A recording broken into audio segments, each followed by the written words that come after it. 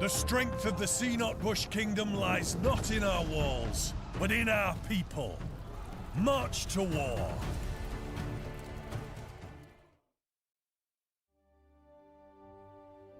Oh, wow. What a pleasant surprise to start the day. Welcome. Welcome, Raiders. Come on in. You're catching me on the bright and early Monday morning here. Thank you very much. Their Dex bonus for the raid. Welcome, Raiders. I'm going to do some odds and ends this morning. We got some painting work we got to do. This is the Balrog troll head we have to paint. That's what we'll start with. And then we'll switch to painting the robot sculpture. But yeah. If you're new, my name's Sculpting. I make one-of-a-kind custom sculptures start to finish here on the stream.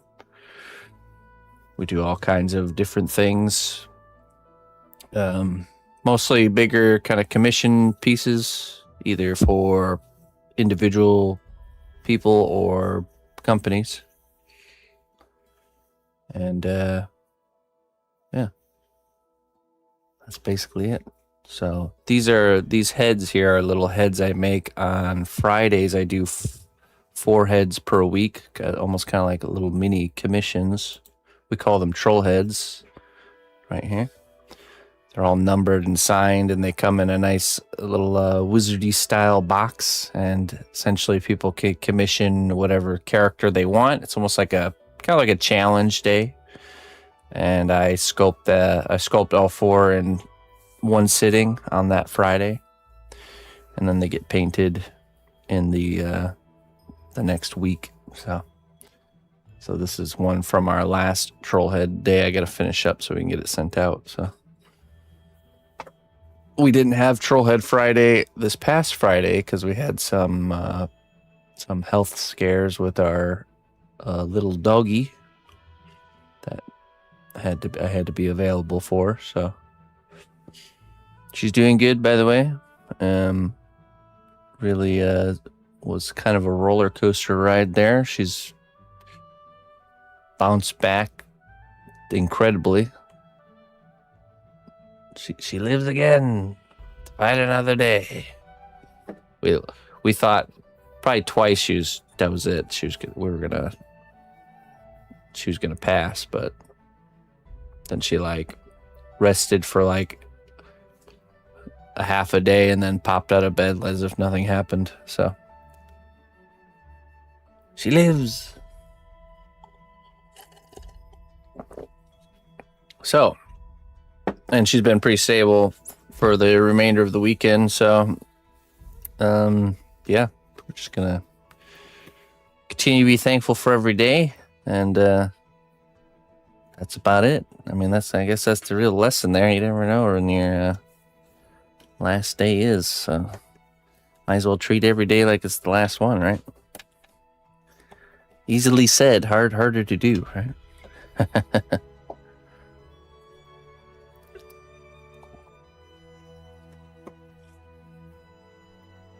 She's staying up all night and gaming because that's how I react to. No, I mean, we've been I've been sleeping out on the couch. The missus slept on the couch the other night just to make sure she can go out when she needs to go out. And she has a wound that's healing that we have to make sure she's not getting into. So we got her this little post-op surgery shirt that she has to wear, but she's a wild animal when it comes to stuff like that, and will gymnastics her way out of it somehow. So have to make sure she's not doing that. So treat every day like it's your first. Feels less scary. That way you feel more joyful. Ah, yes. Just cry when I won something and have everyone else take care of me. I like this much better. Clayton. I'm hungry, Clayton. Please accept these treasures as a gift for your unwavering service to the kingdom.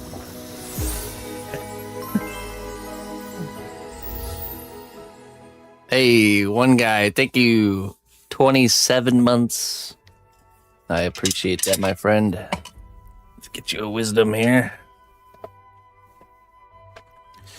A little wisdom for your troubles. Thank you very much for supporting me.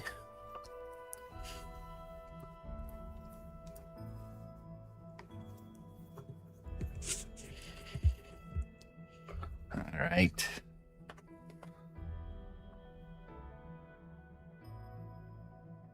Polyjuke potion.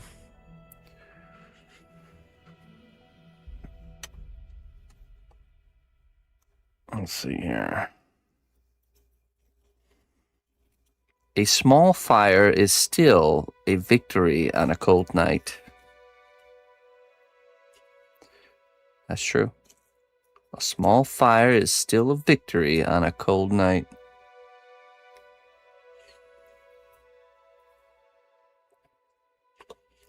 Yes, indeed. Yes, indeed. It's the little victories that matter the most.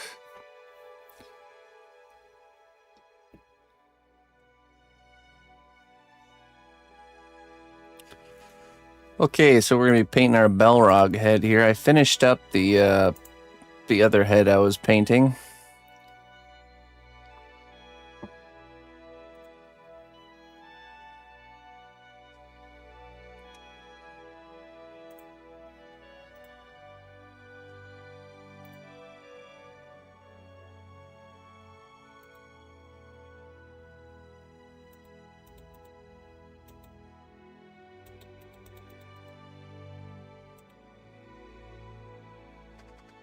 Let's see here.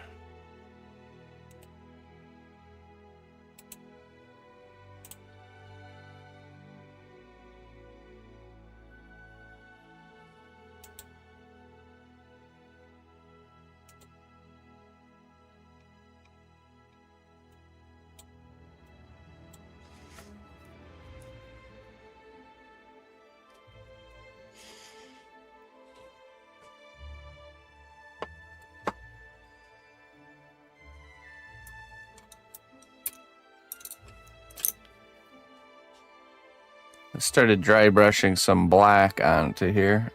Started with brown. Painted in some, we'll have to paint in some white in here too.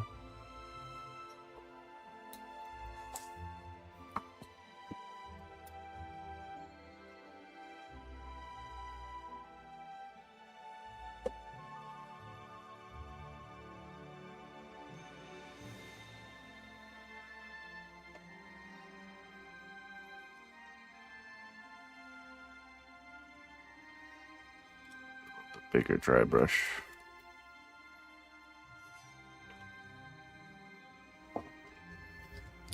I need a paper.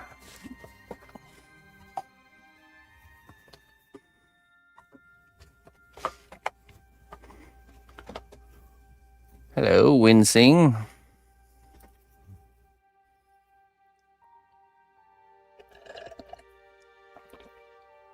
Good day to you.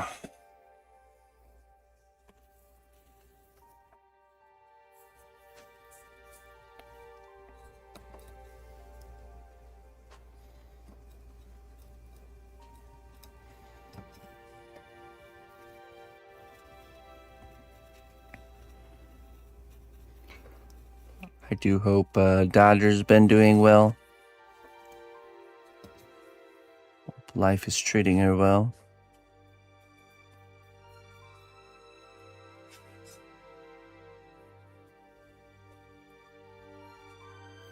Always awesome that she periodically raids me.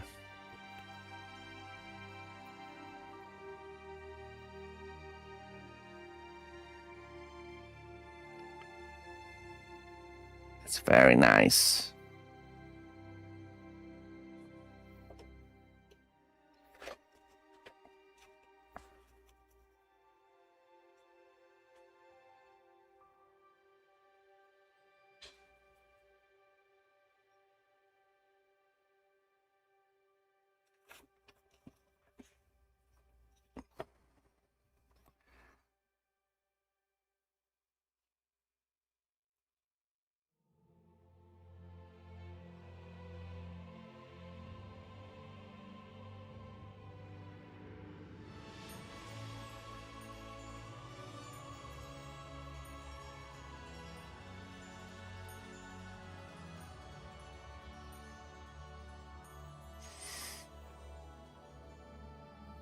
So far, so good.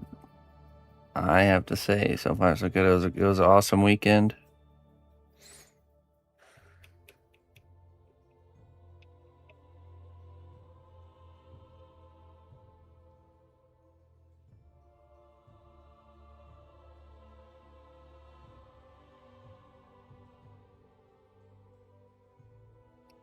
A wild but awesome weekend.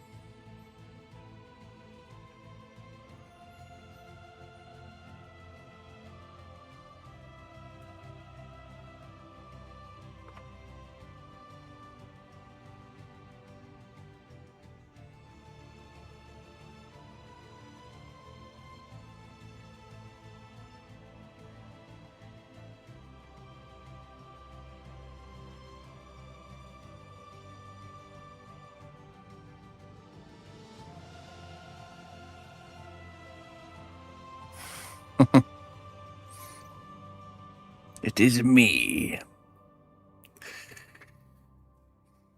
Mr. Tito. How you doing, brother?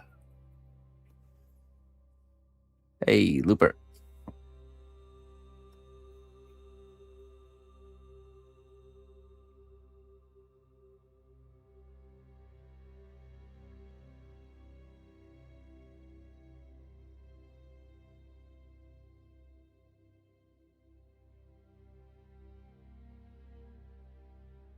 I haven't quite stepped into my Saruman phase yet.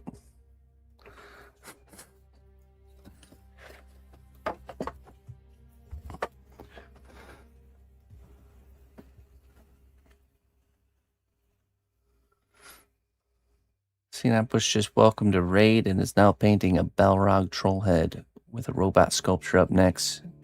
Friday's session was skipped for a pet health scare, but the dog pulled through. Is this true, chat? Yeah, it's true.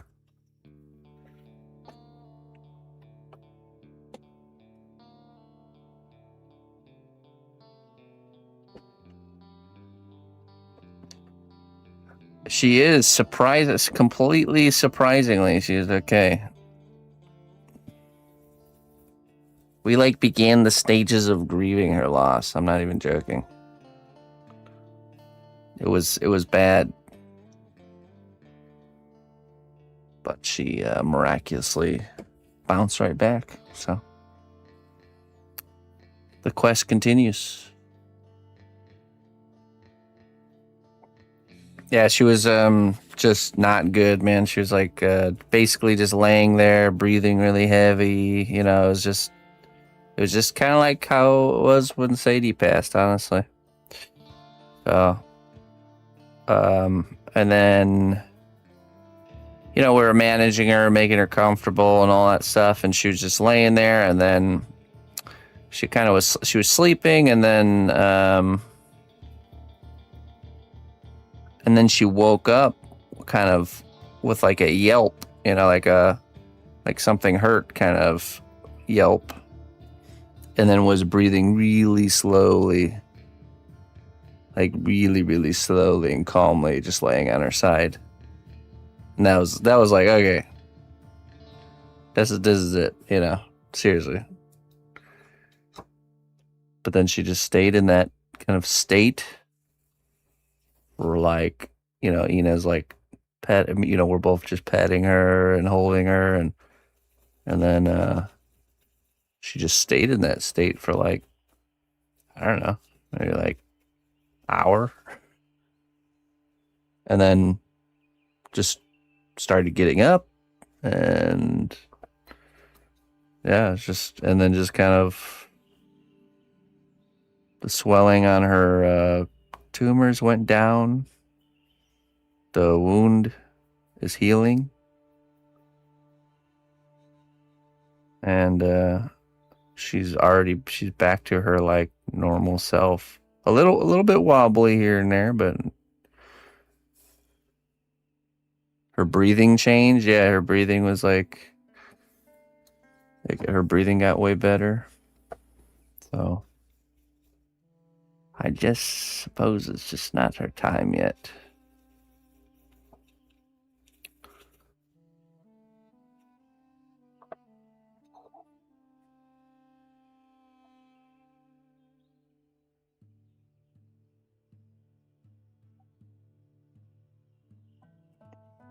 Me and the missus were quite shocked, because like I said, we're already pretty much anticipating the worst.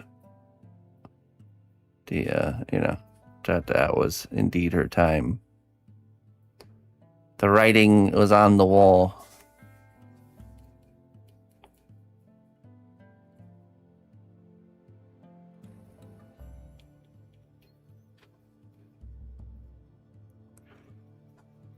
So we'll see. Obviously, we're not.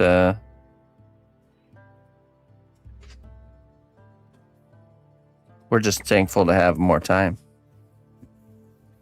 even if it's only a week, or you know, or even a couple days. You know what I mean? I'll take some months or years, though. Take what I can get.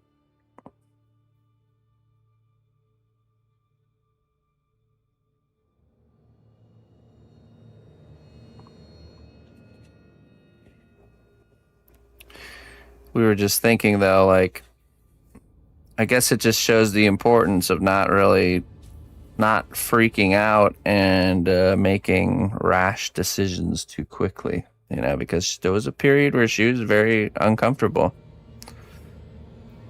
And we were even tempted to kind of take her in and kind of, you know, consider the end of life treatment, you know what I mean? Because we thought it just wouldn't get better, you know what I mean?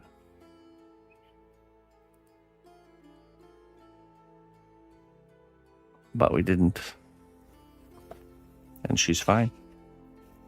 No pain.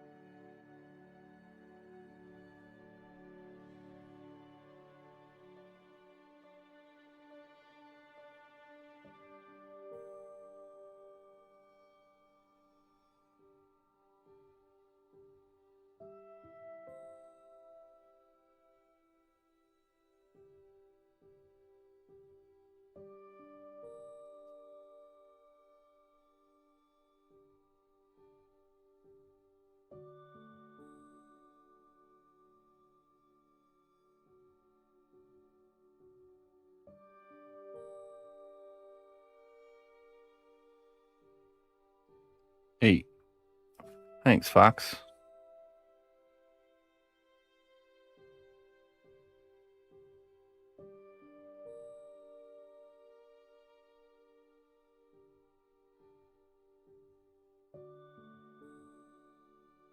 Welcome on in.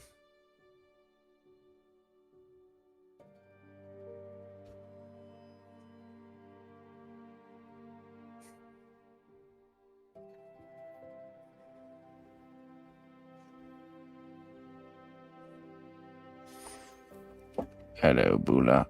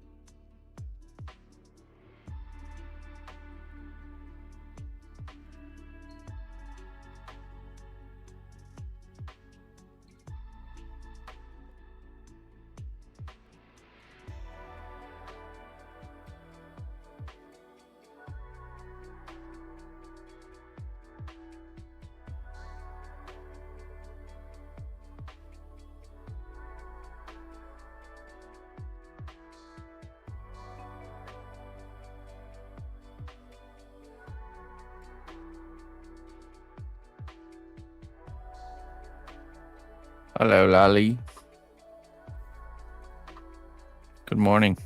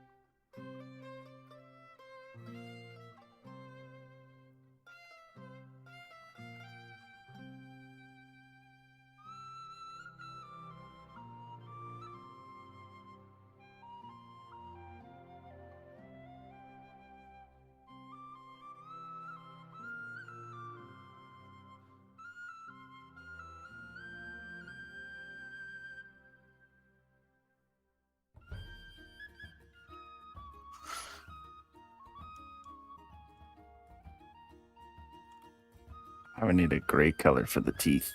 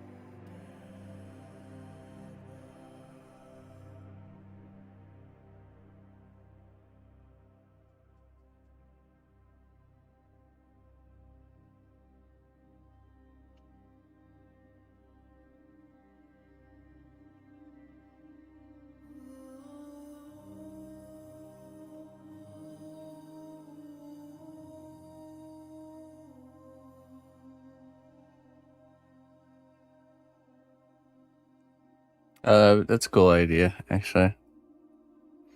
Balrog later. But, no. No, no, no.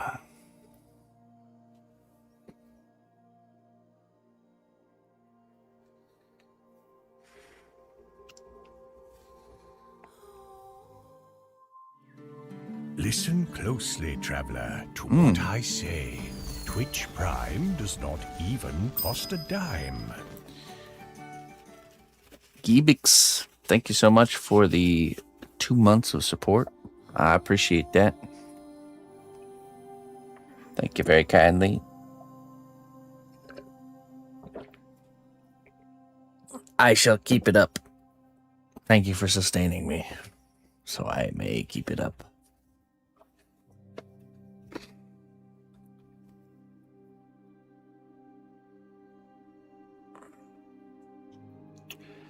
A much harder thing to do without help.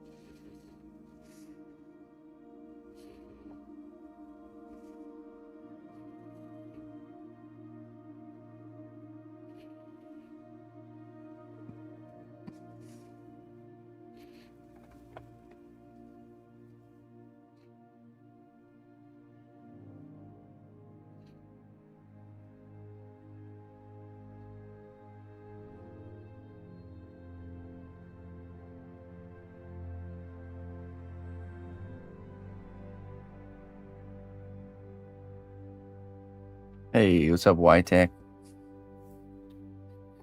How you doing, my friend?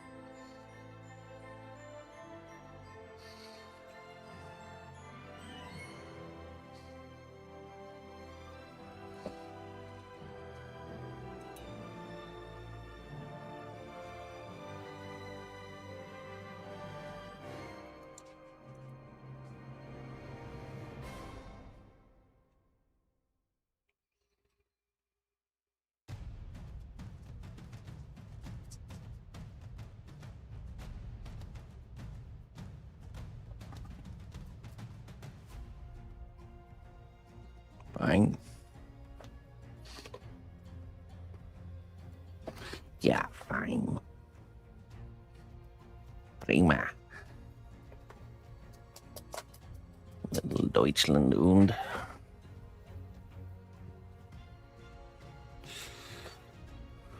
Living dead right there.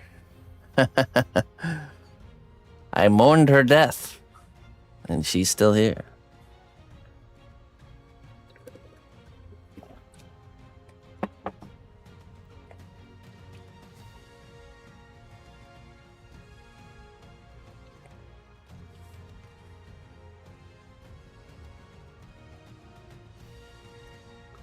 Just another reminder, you never really know what's gonna happen. Even when all seems lost.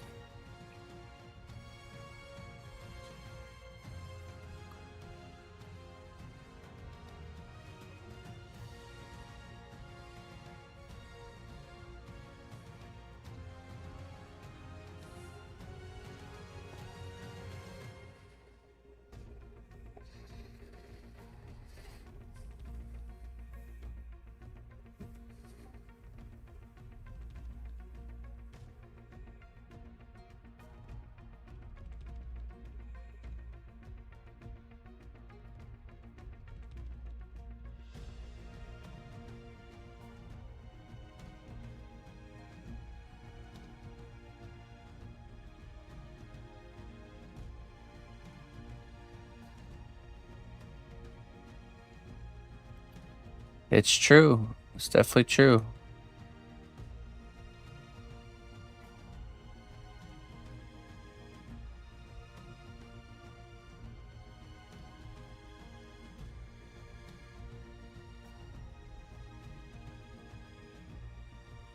Always hard to see when you're in it, when you're neck deep in it.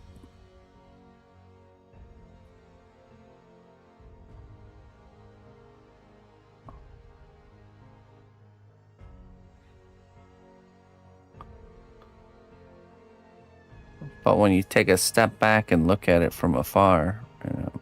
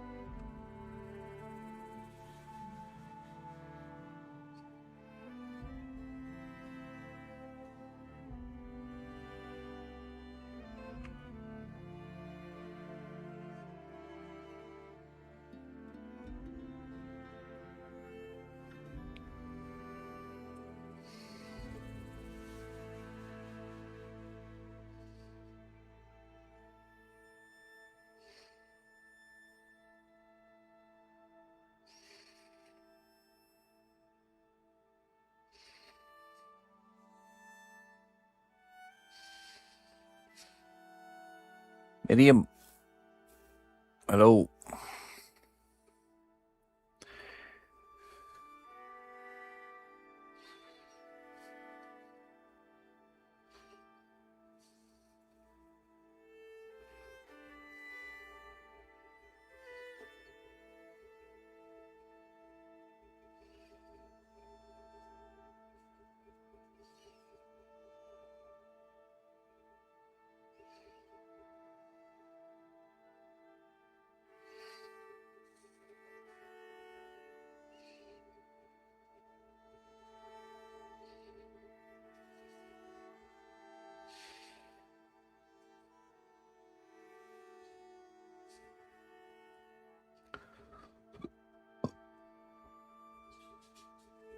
Yes. She's alive and well. Miraculously, she's well, actually.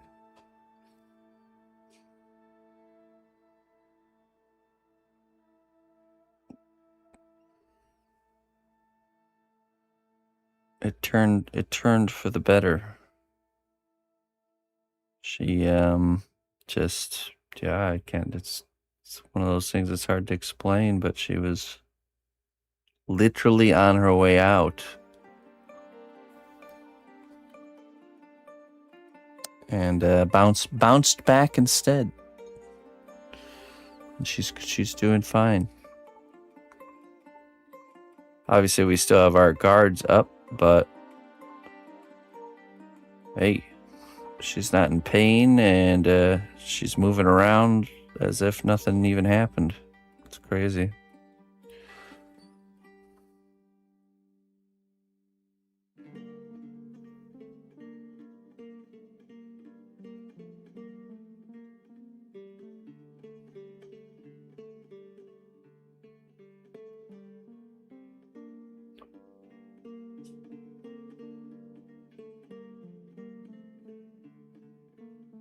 Yeah, it was, let's see.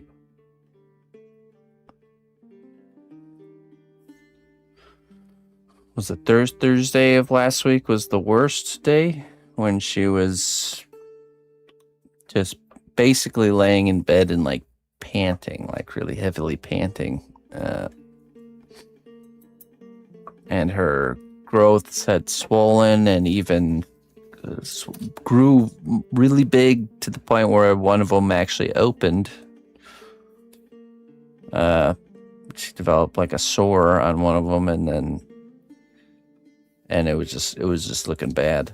And then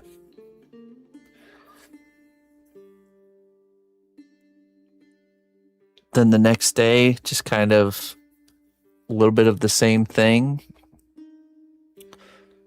And she was asleep. So that was what, Friday, which we ended up taking off.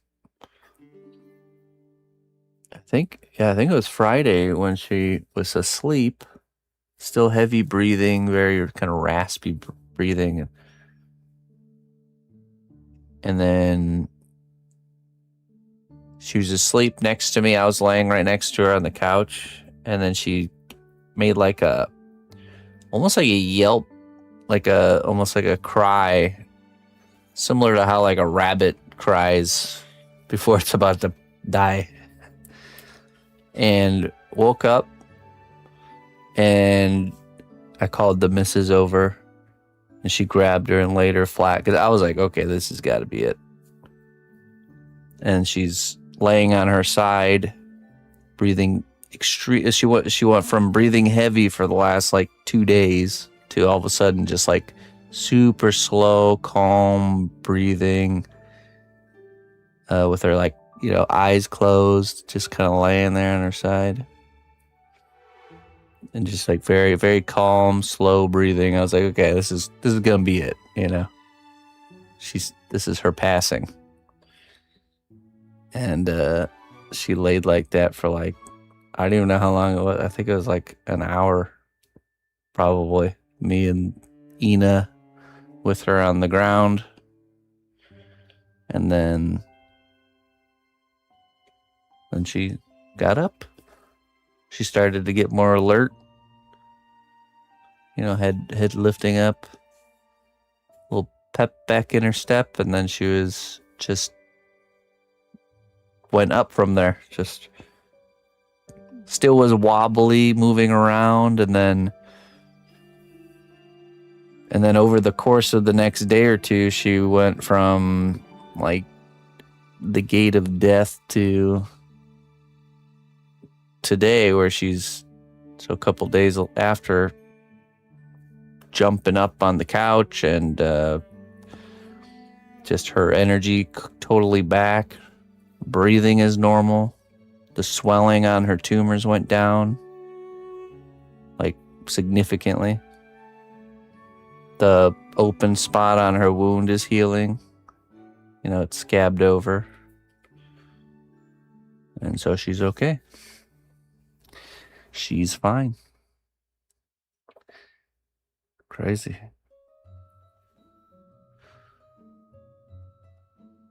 What an adventure. Hello, Mr. Kamaus. The mystery of life, yeah. I mean, it was at the point where I called the emergency hospital, animal hospital, to see if there's anything they could do as far as like different type of pain meds and stuff like that. And even was considering, you know, if it would get worse, to just have her put down, you know, because in my mind, and both of our minds were like, this doesn't get better from here. It's just because, you know, that's what they always say with when cancer kind of gets agitated like that it was just kind of like it would just be this downhill. It might be, but it might be ups and downs, you know. We might still be on that, but now she's like totally no pain whatsoever. No, just her normal self. Everything's good. So, and yeah, we'll just be, like I said, we'll just get to move forward and just be thankful for every day. So, as we should, honestly, it's just a reminder of that. So.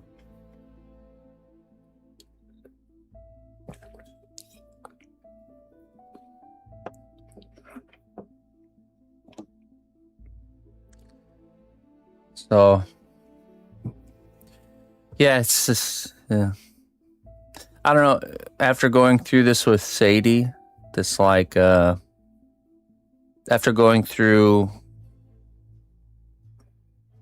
guiding Sadie into the next life, you know, into the afterlife, it really equipped us to handle it better with any, you know.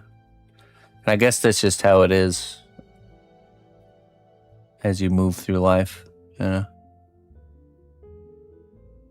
It's able to be there for her better, for more, you know. I don't know. So, I don't know. It was a strangely positive experience.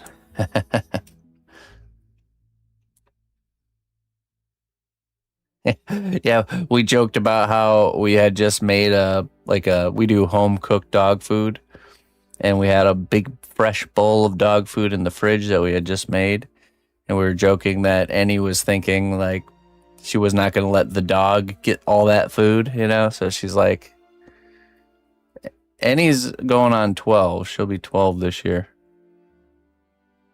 but she's had the cancer for 4 or 5 years now. And up until this point, there's not been any issues with it. We've managed it by just holistic methods and proper eating and all that stuff. And it's never caused her any grief or pain or anything like that. So this was the first time that anything like that has happened. So, but yeah, so. Pretty good. Pretty good considering what the average lifespan of a dog after chemo is 6 months. Not too bad.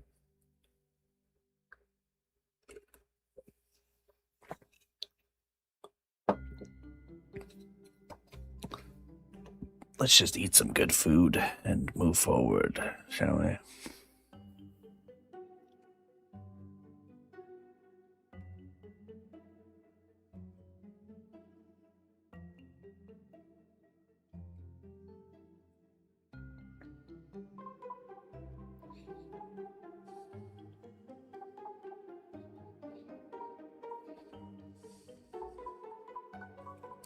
New mug. Nah, that's one of my older ones actually. Just new for you.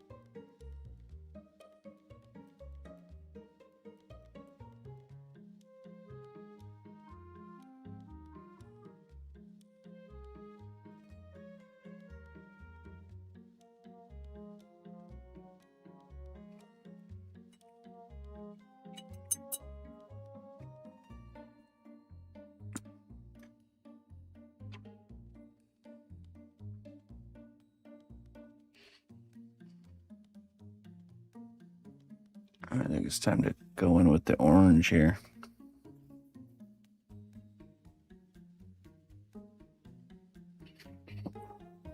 Actually, I want to run the white through the airbrush, but we might have to clean it out a little bit here.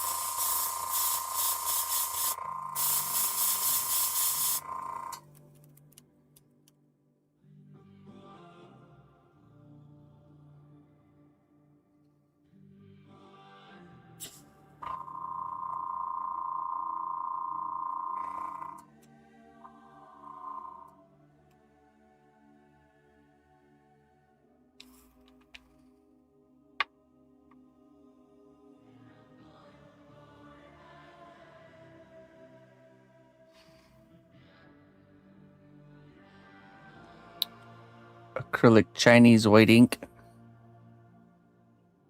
It's just acrylic paint. We're going to do white first, and then we're going to go in with the orange. Some vibrant orange colors. But yeah, it's always better to paint stuff like that white first.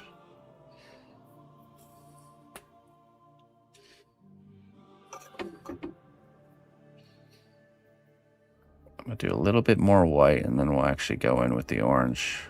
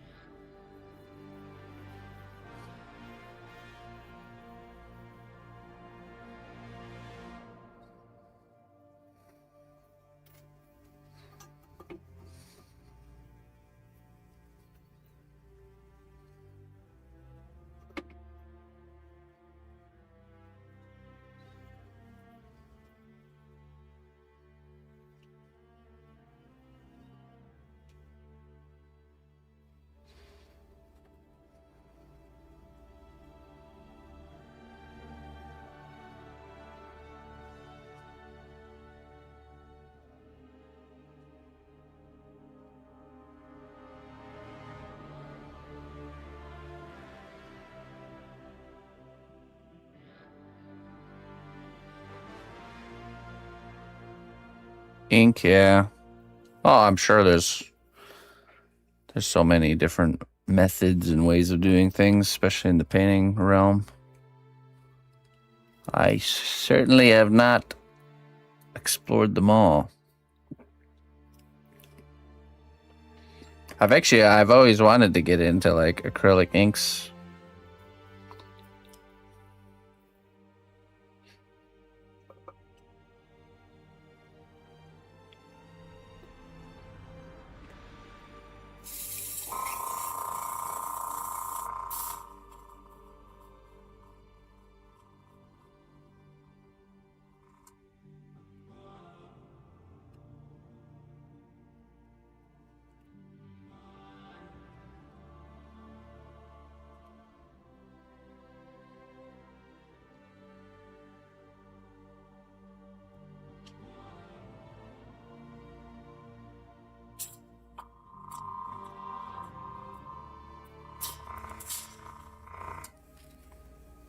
Okay.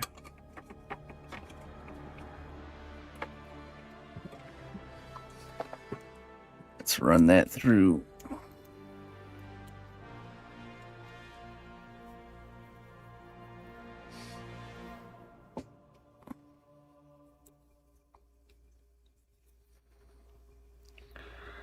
A little bit of white.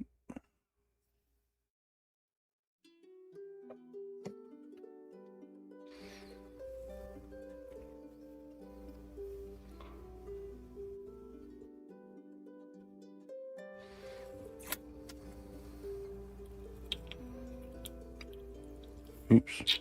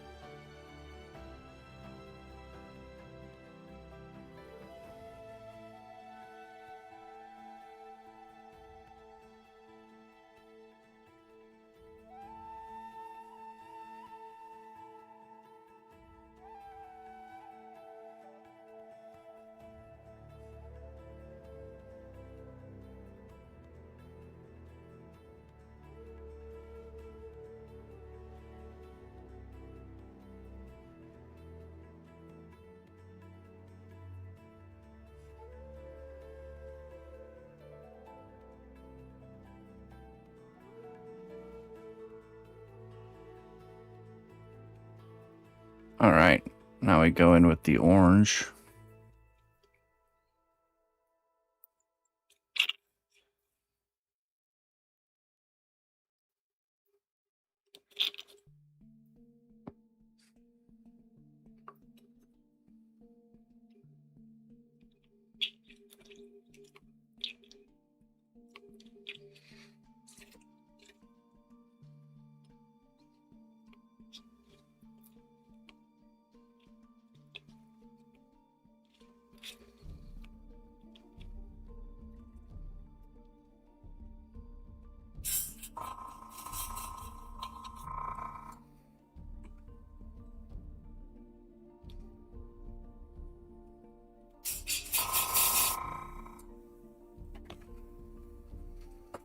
Okay, we got a couple different ones to pick from here. We got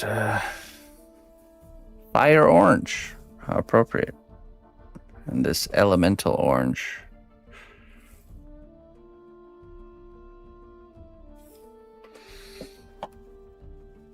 Also have this phoenix red. See, maybe doing these two. We'll start with the brighter one.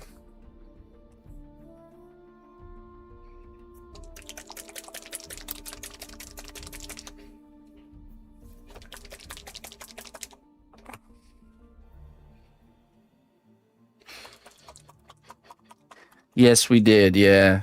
We didn't really know what was going to happen with any. Like I said, we literally thought she was on her way out. So I canceled Friday Trollhead stream just because, me and the missus were pretty exhausted as well. So it was just a lot to handle that last week. So I think it was the wise move to make, even though I did want to do, I haven't started Friday's stream, trying to make it happen, but so 8 troll heads this Friday, Jones. There's hope for us.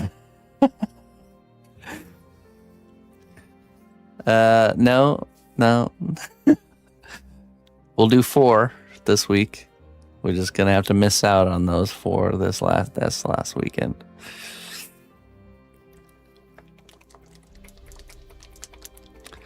It was the wise move to make, even though I really wanted to make it happen. It just is what it is. We needed the time, not just because of any situation, but just like I said, me and the missus were pretty stretched thin. Love the Corvix optimism. Just because of the whole ordeal, and I think it was good to just kind of just take that off the table, because Friday it's become, it's the longest stream day for me, and it's a pretty taxing thing.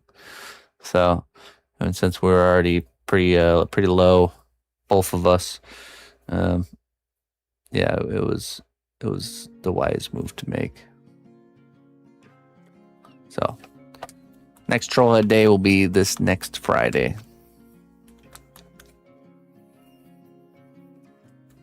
Yeah.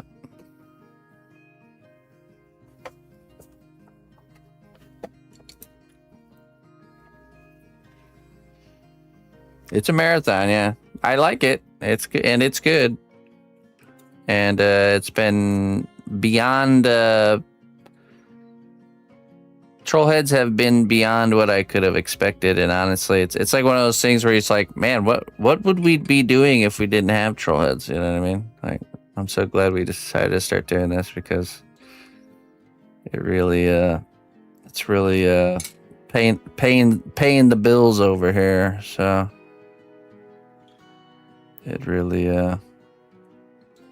it's a really good thing.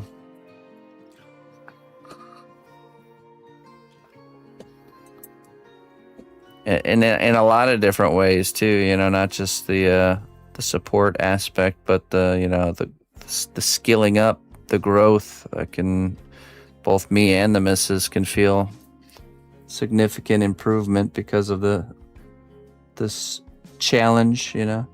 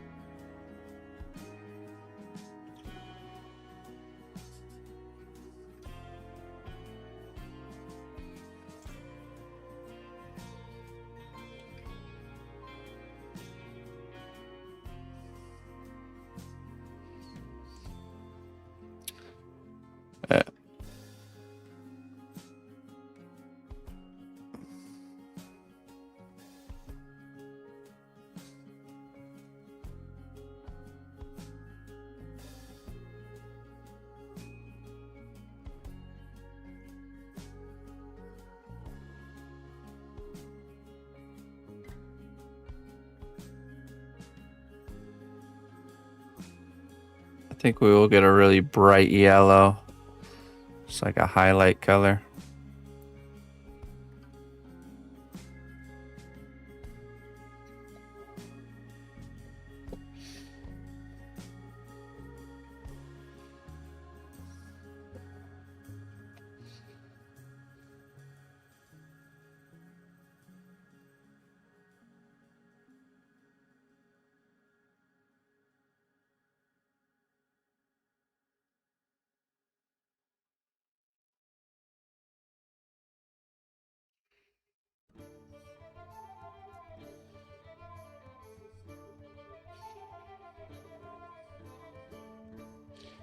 Yeah, you know, hey, I'm happy with that, Captain. But even if it dries up someday, we'll roll with it.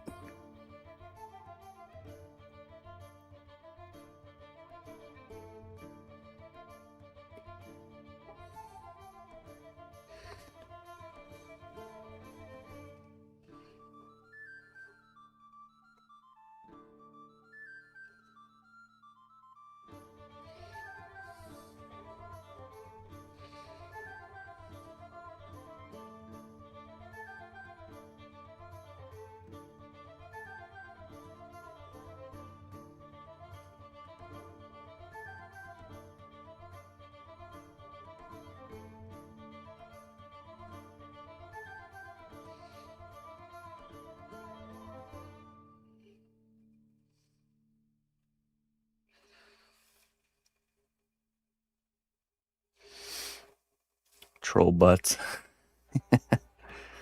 That probably would do well.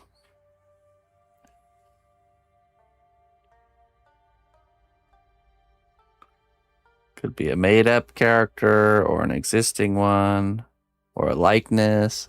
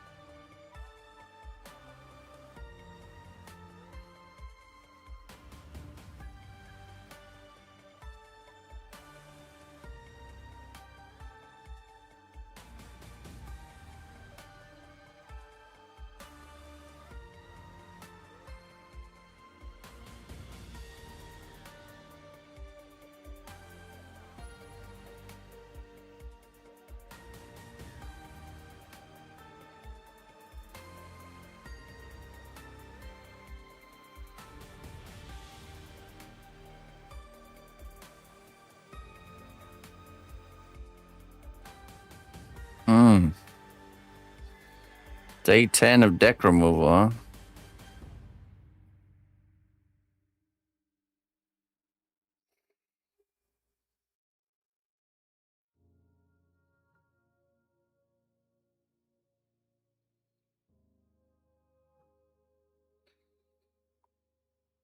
We got so much moisture right before this heat wave that the garden is just absolutely turned into the Amazon back there.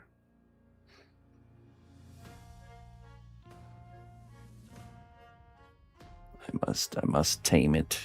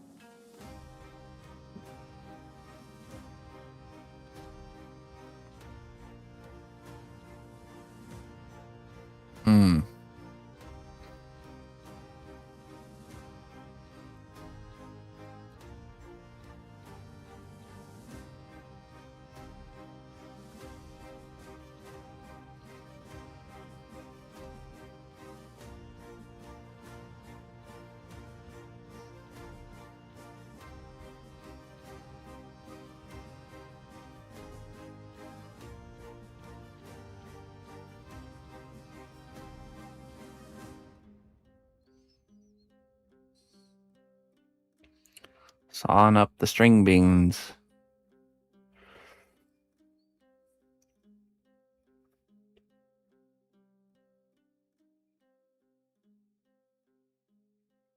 Roger, roger.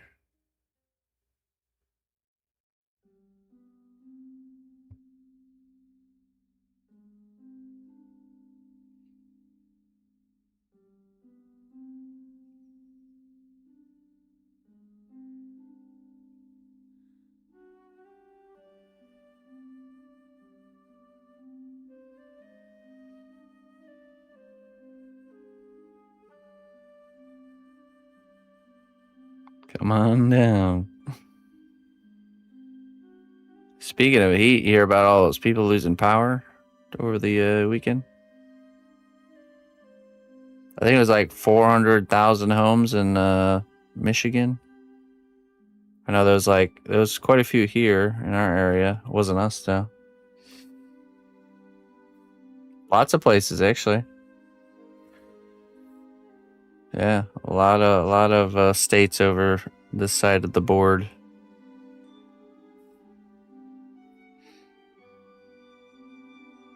I think it was either on the 4th or the day before the 4th. I think it was on the 4th.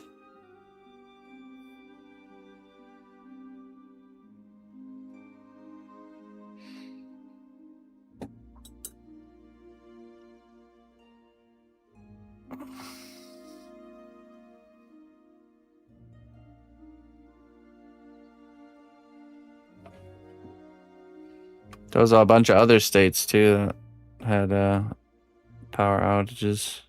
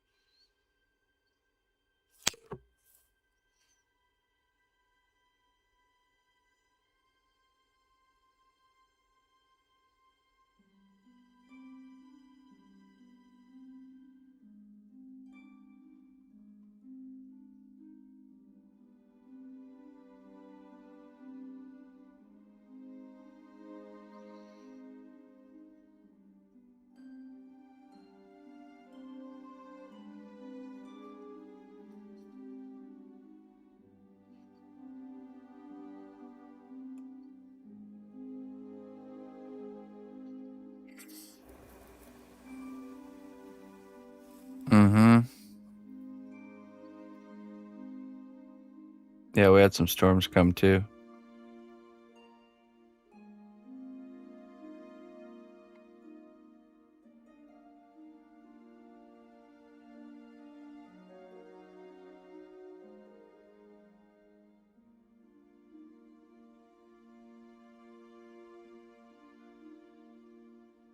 Probably not. They probably have really nice places that are used to having a lot of rain and storms are not the ones that are in danger. It's the ones that are not used to having it. It's just like winter, winter ice and snow. We can get a lot of ice and snow where I'm at, and it doesn't affect anything. It's because there's all these systems in place to deal with it because it's that way every year,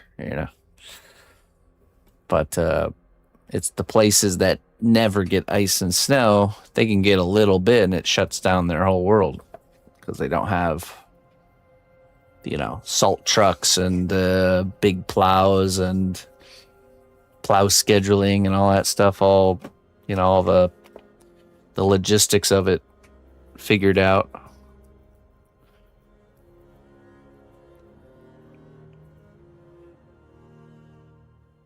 Yeah, so I'm guessing places like where Jones is from, they get a lot of rain and crazy storms, and they have the proper storm drain systems and all that stuff to deal with it.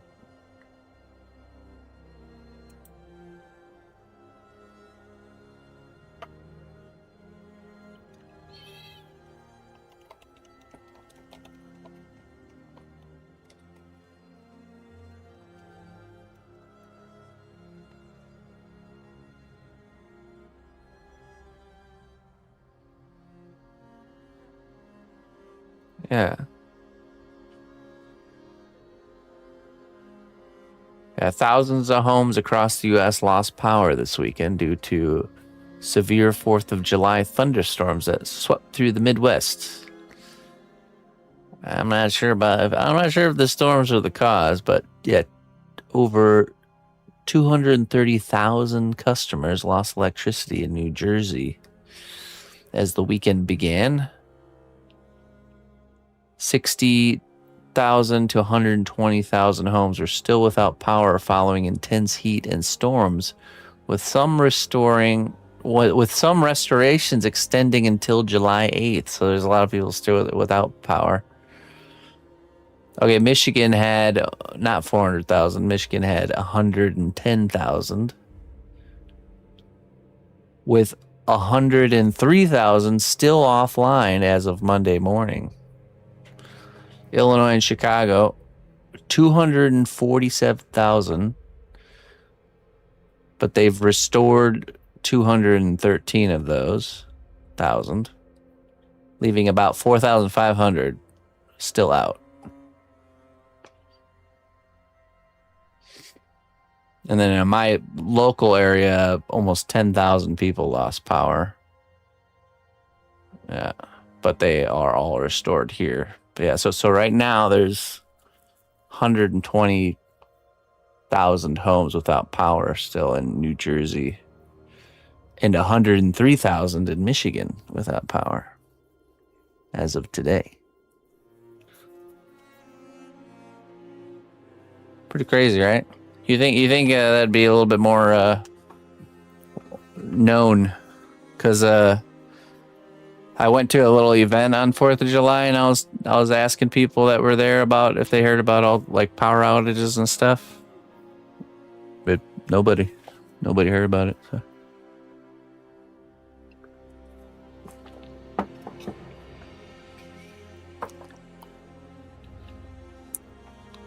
Don't worry, Levita. Everyone needs to fast from power every once in a while. A little reminder of the true nature of the world we live in. Oh no, people have to live like our grandparents have. Which is no problem, but most people are not prepared for that. That's where there's a problem. It's like it's the classic rug pull scenario.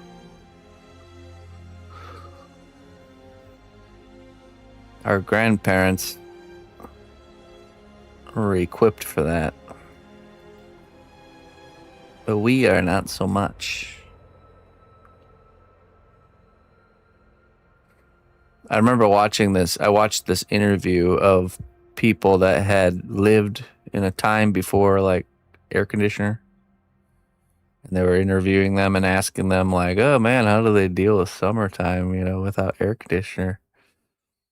And it was interesting to hear the responses from these like really older people. It was a lot of like they just didn't.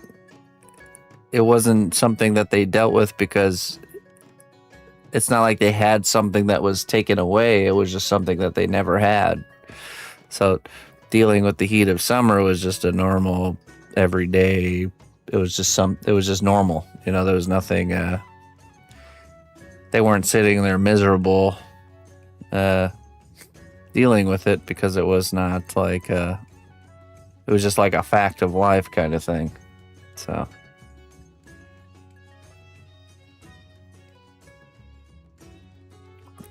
you can't miss something if you never had it to begin with, I suppose.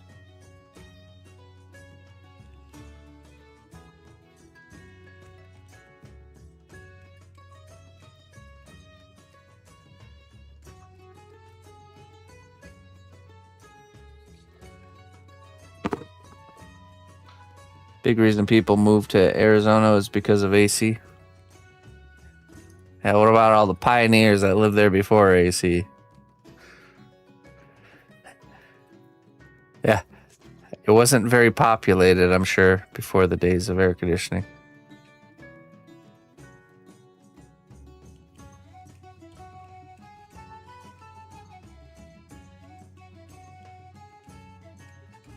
They suffered. I bet they operated in a way where like most of their outside chores were done in the early mornings and the evenings, like when the sun is not high in the sky. The greater part of the middle of the day was just trying to stay cool and out of the sun.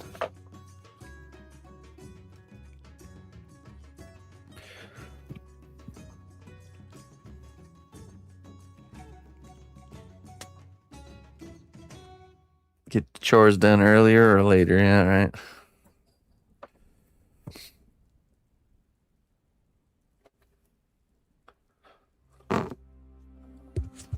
Okay. I do have a bright yellow here.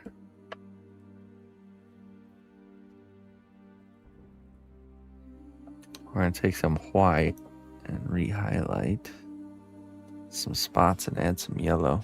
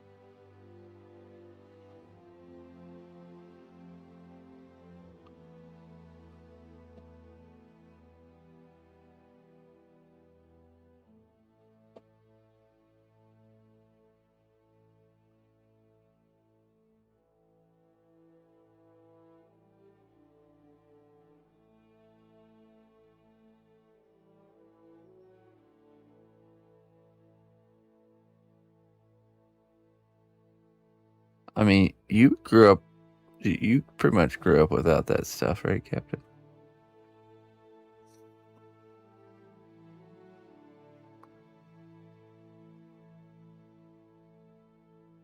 Hello, Smiley.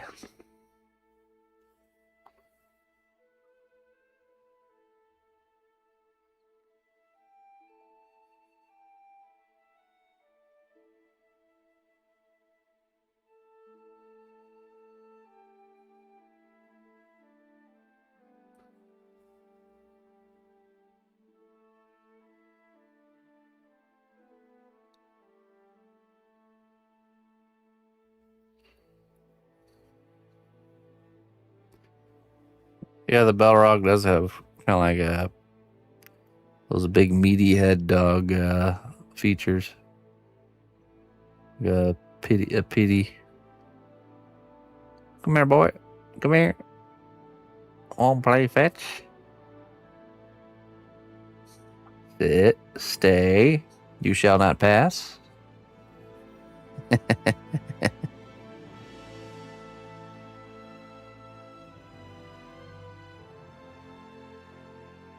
Good boy. Good boy.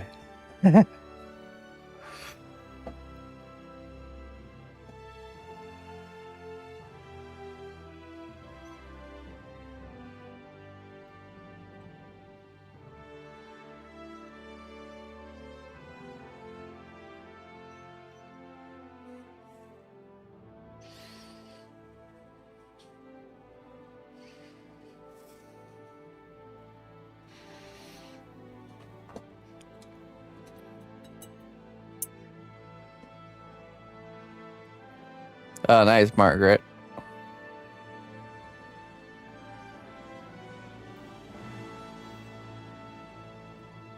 Wow. How ungrateful for your ceiling fans, Captain. Someone out there wished they had ceiling fans like you growing up. Can't believe it. Hey, nice, Margaret. You tried grilling on the 4th and was nearly engulfed in flames? How does that happen, Lavita? What do we do? Tacos. We made tacos.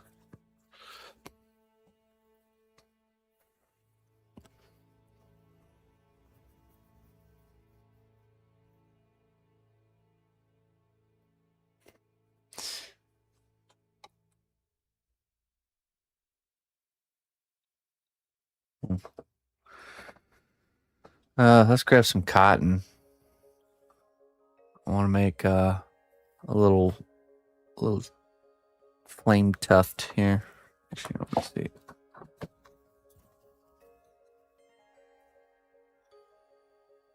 What are you barbecuing on?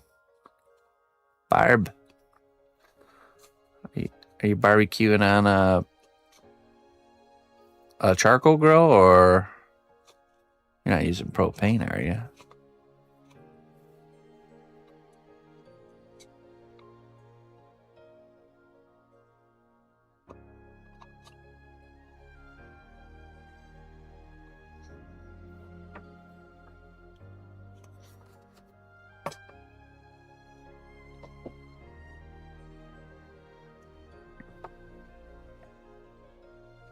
Cotton ball, super glue.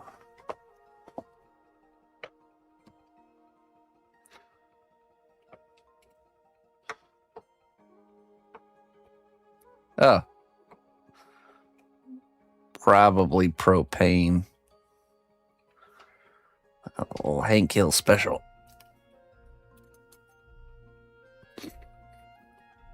Probably.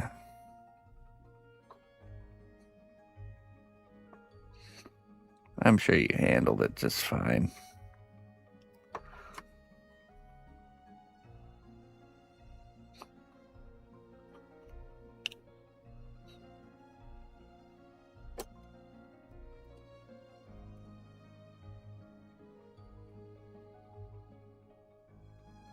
Oh, you smoked your first brisket. Nice. How'd it turn out? I tried doing an oven brisket one time. It failed.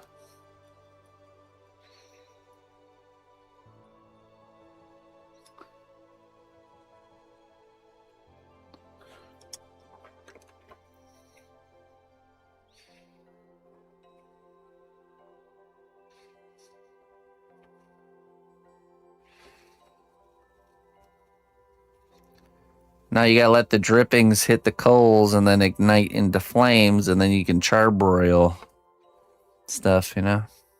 Use the flames. Use the advantage. You get a nice sear on everything, then you move it to the cool side. Hey, Looney Learner.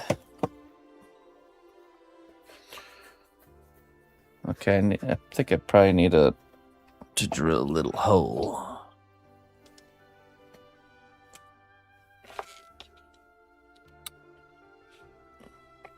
Yeah, right? Can learn everything. We live in an age where all the information of humankind is at our fingertips. And what do we do with it? We doom scroll.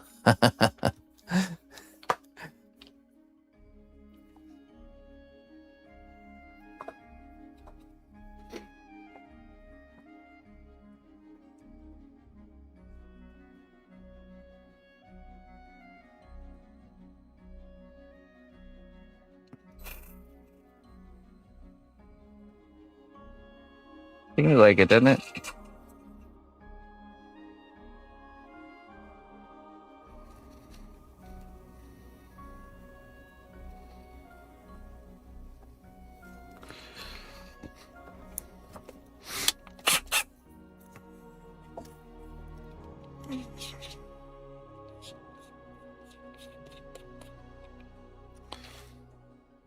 Okay, Listen closely, traveler, to what I say. Twitch Prime Hey. does not even cost a dime. Doom Blitz. Thank you very much, Doom Blitz, for the Prime sub, my friend. I appreciate that. How you doing there, Doom?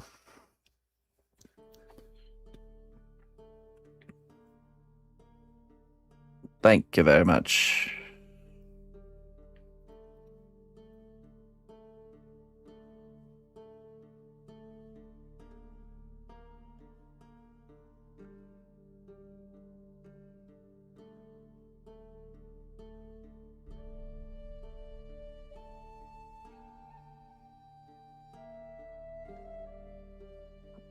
Let's see.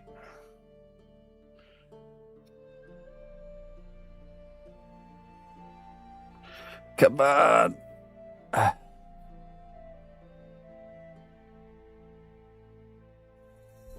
There we go. Got it.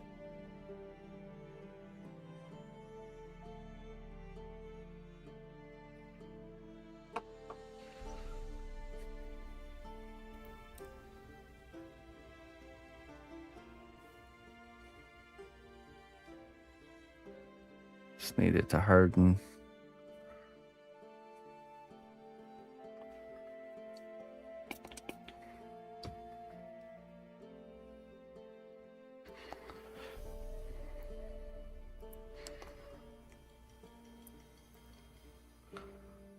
Spider hands.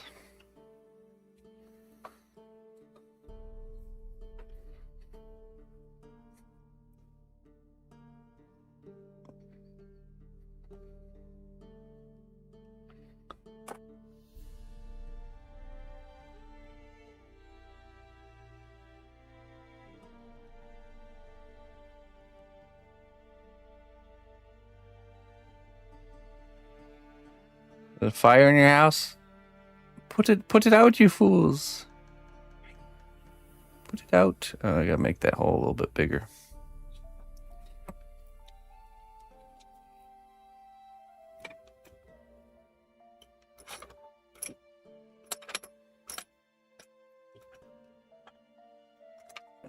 Maybe this one. Wait, that one.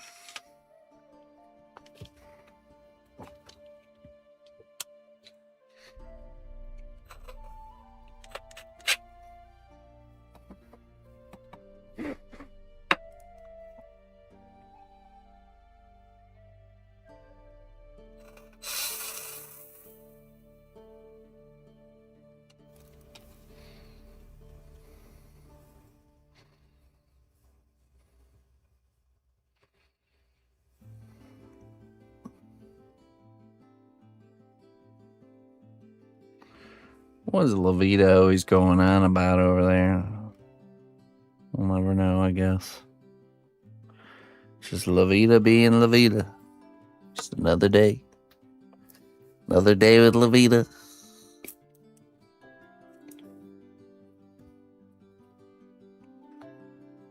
Making up crazy stories all the time.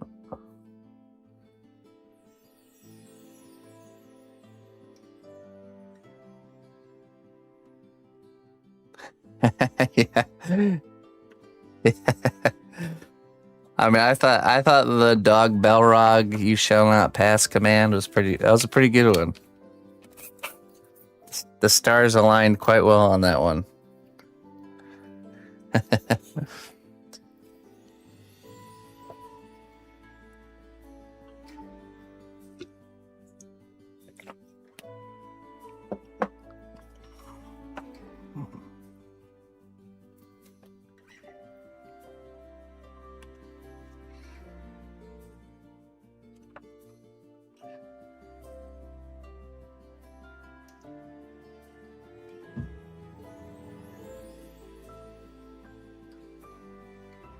There's always cheese, hello. It just takes time for people to find it.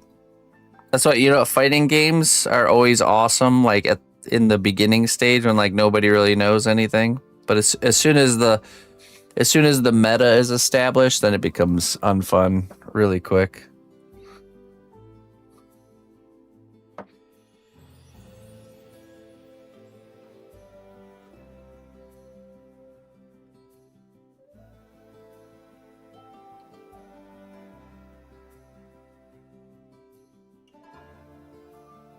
I think it's pretty much the same for any PvP game, to be honest.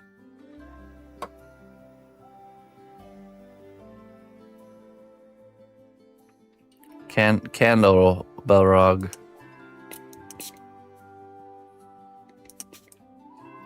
Either make it into cake or candles, and it'll do well.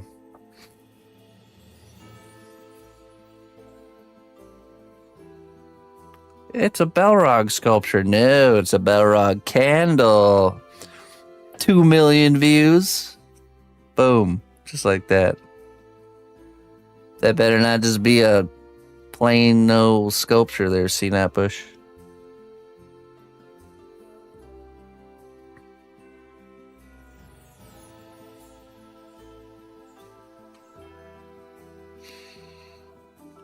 It's a candle cake.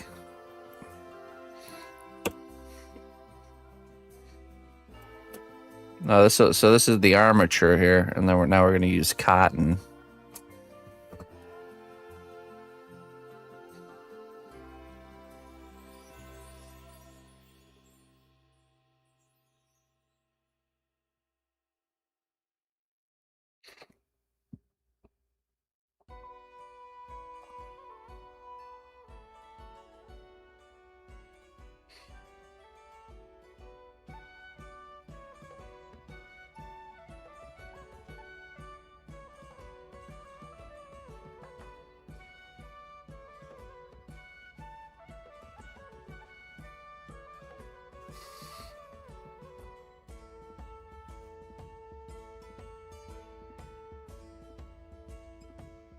I prefer woodwick Belrogs.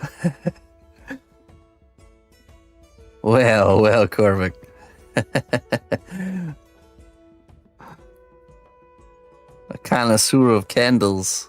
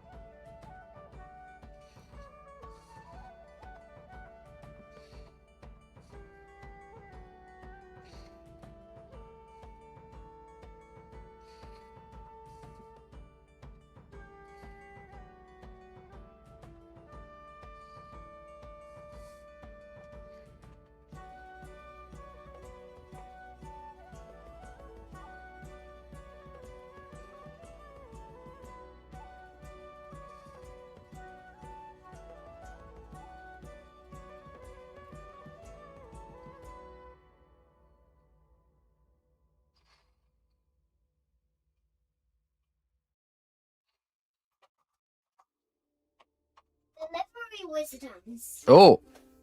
It costs some treasures, though. Oh. But it has to be sculpting treasures. How about sculpting treasures?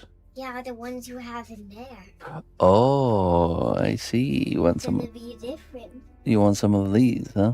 Yep. How many are we talking about here? 8. 8?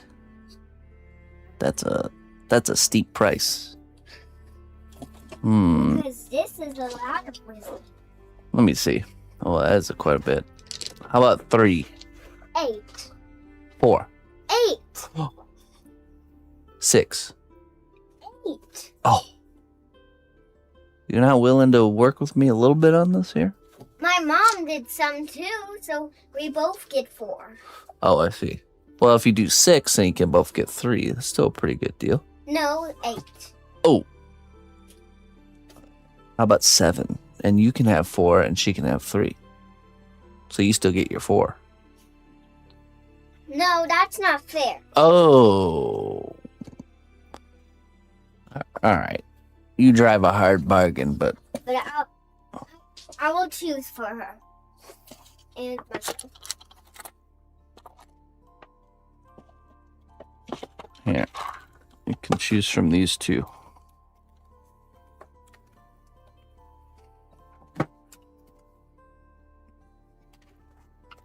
Okay.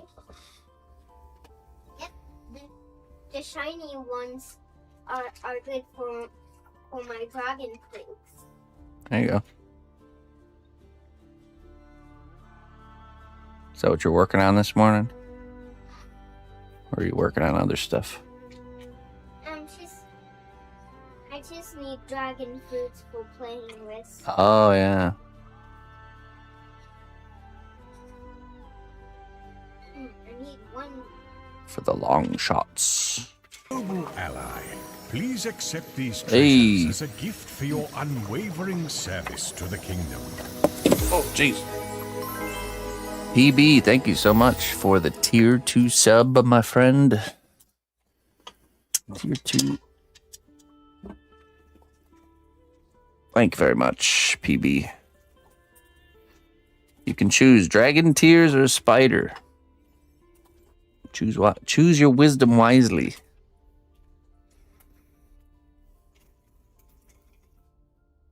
Choose your wisdom wisely. Taking the tears, all right.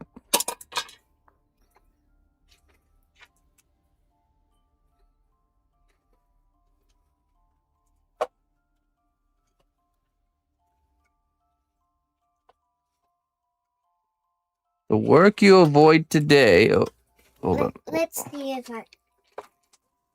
What? Thank you.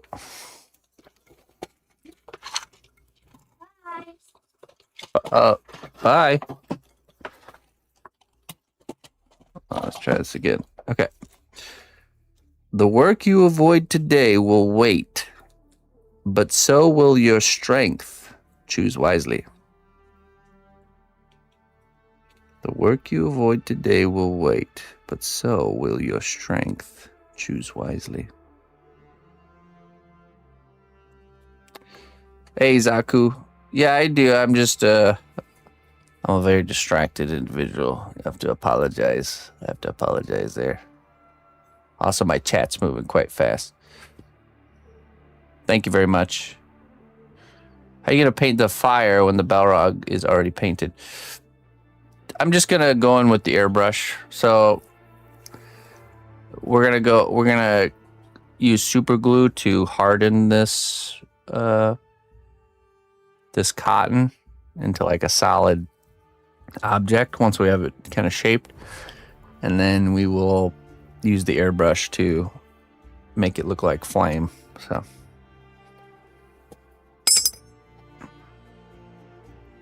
sorry about that.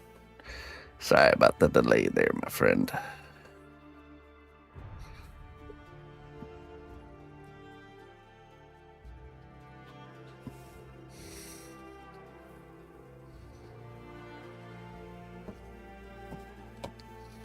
Let me see here.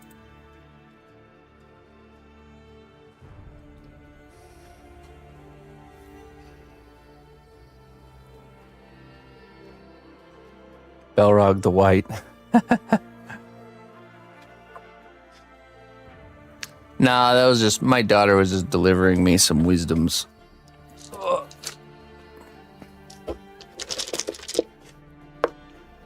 Fresh wisdoms.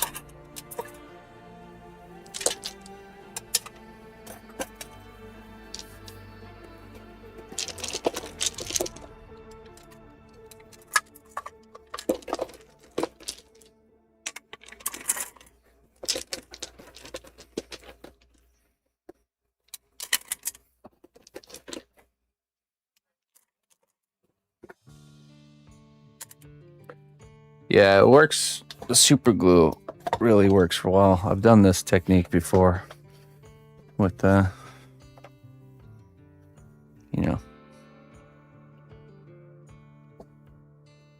solidifying the cotton. I actually did this for the clown's hair.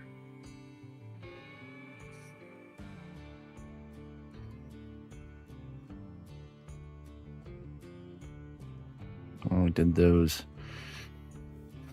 space clowns.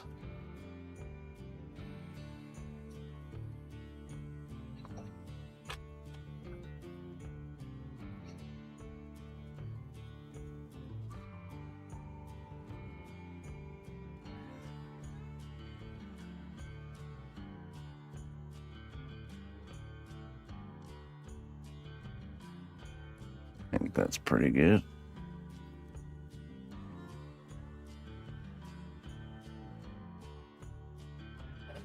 Now,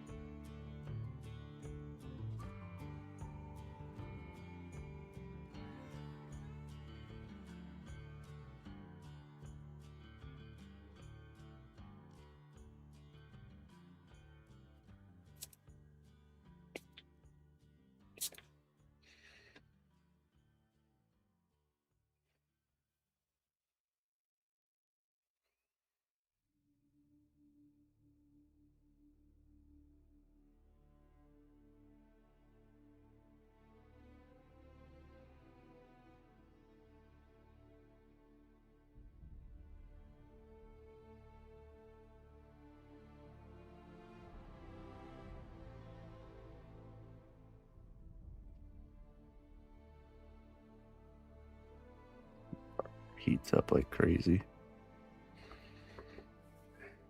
Here's a little bit of a reaction. He's getting hot.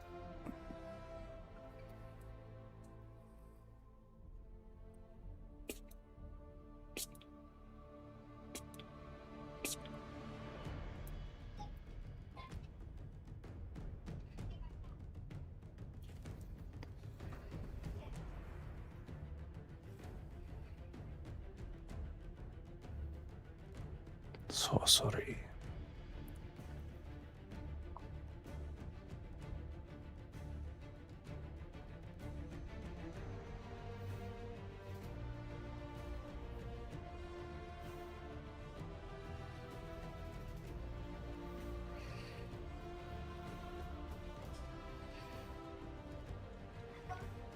Been into Gundam models your whole life?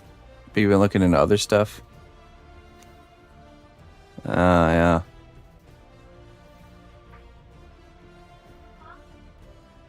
I've never built any Gundams, but I've sculpted robots and stuff like that. Never done Gundam specifically.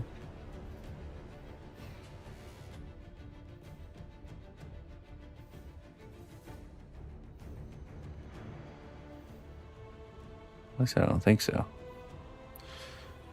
I don't think so.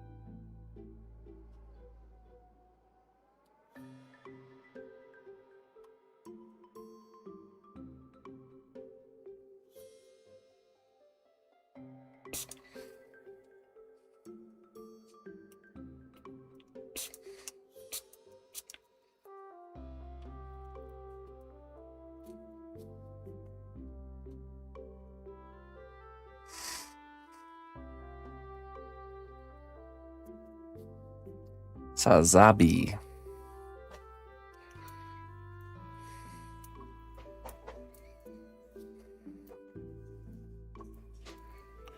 Sounds pretty fancy. I'll actually be painting a robot I sculpted here soon, once we get done with this. Can you hear the Rice Krispie treat popping?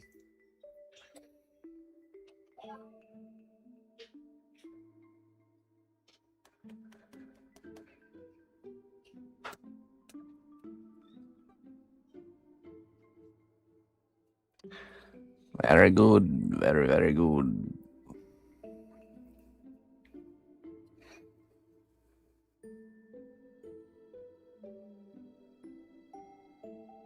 And we start with like yellow and work our way to like a probably yellow, orange. Probably these ones right here.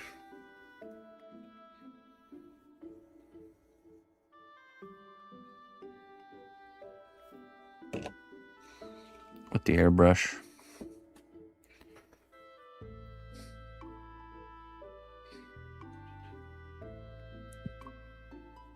But first, coffee.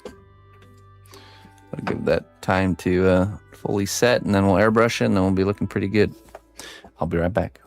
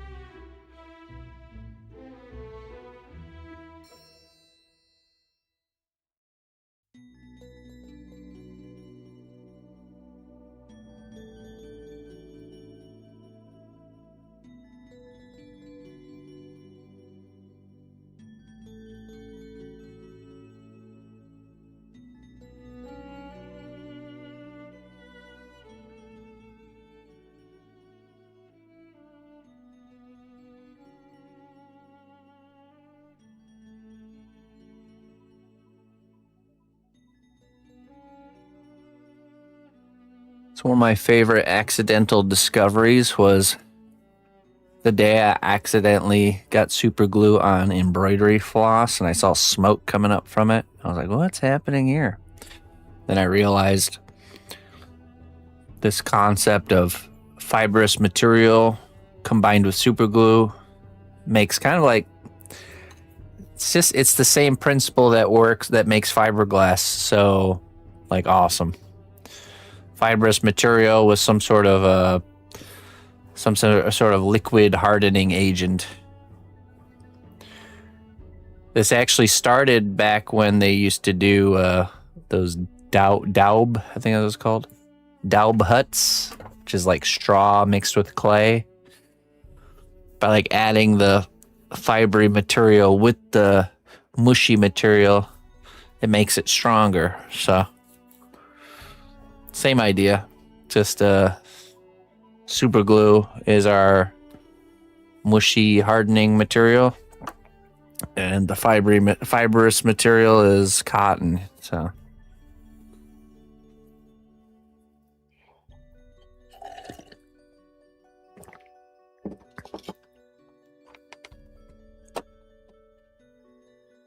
Okay, let's do yellow first through the airbrush here.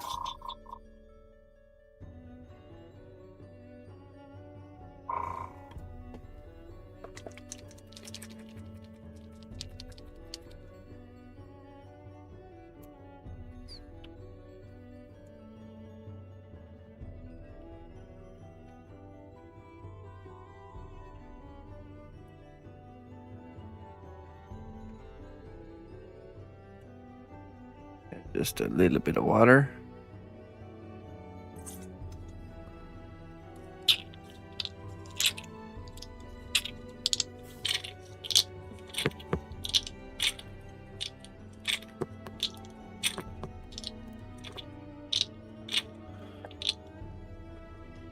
Wreath and flame, yeah. Well, this is a limited scope project. This isn't like a full-blown commissioned like large scale project. It's something called a troll head, which is, there you go. On Fridays I take on 4 commissioned heads. They cost $100 for a painted head or $75 for unpainted, and people can come in and commission whatever character they want. It could be an existing character or a made-up one. It can be a likeness. It could be anything. So, as long as I can make a head out of it. So it's a limited scope, kind of a challenge project. So that's the kind of, if this were something like bigger, then yeah, we would consider doing like more flames and maybe even make a bust out of it. But we have to keep it limited.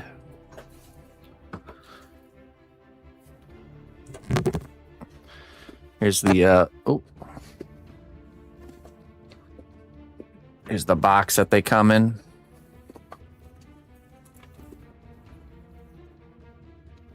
And they're all numbered and signed.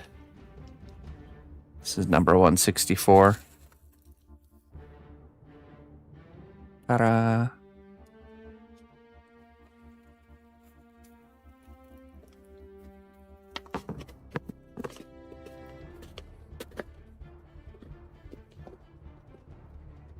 He does not pass.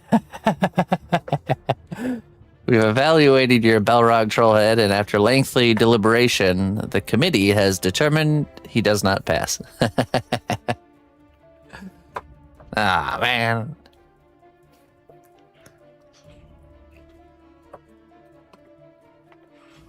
Poor guy.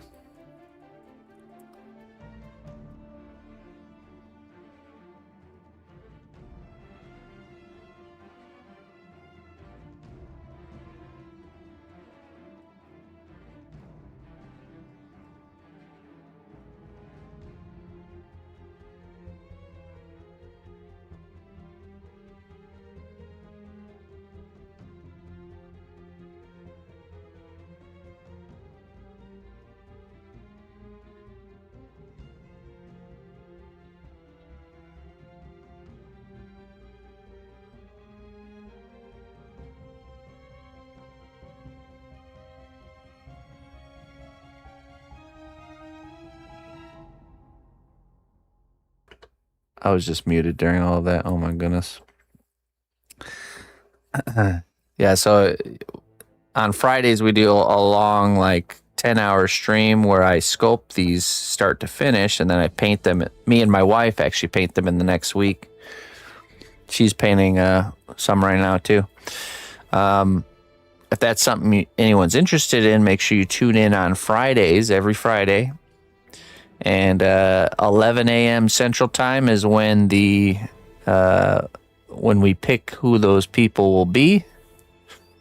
We use a game of marbles to determine who gets those spots. So all you gotta do is be here in chat. You will have to be in the Twitch chat if you're interested to be able to enter in the marbles race. And if you get one of the first 4 spots in the marbles race, you can commission whatever head you'd like made. So would you do a commission for effect parts for Gundam model? Yeah, you just email me. Let me know what you're interested in, and I can definitely look at it. I'm not opposed to. I wouldn't be opposed to that. I think be a fun challenge. All right, let's see.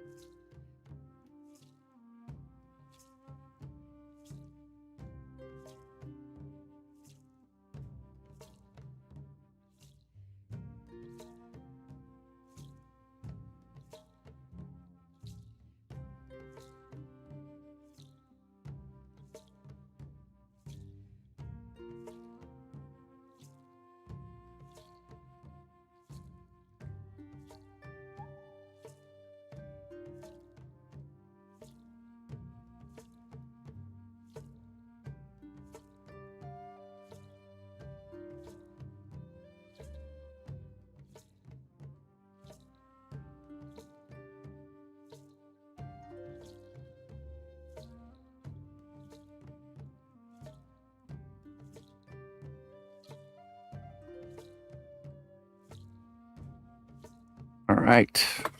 Next color. No, I don't. I do everything is tradition. I do everything traditionally, all hand sculpted, hand painted. That's right, ladies and gentlemen. It may look like I'm using an airbrush right now, but I actually finger paint all of my pieces. This is just for show.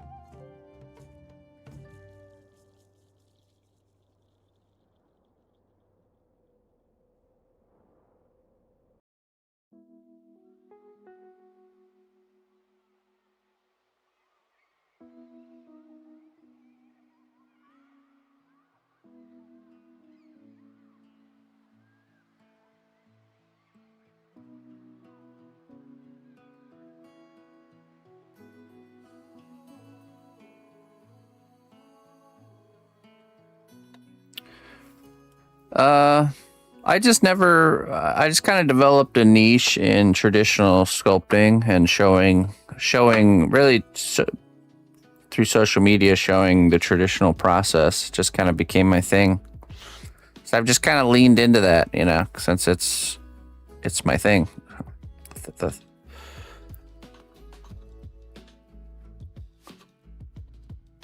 I have nothing against digital ways of creating stuff. It's just the niche I found myself in, and I'm just riding along with it.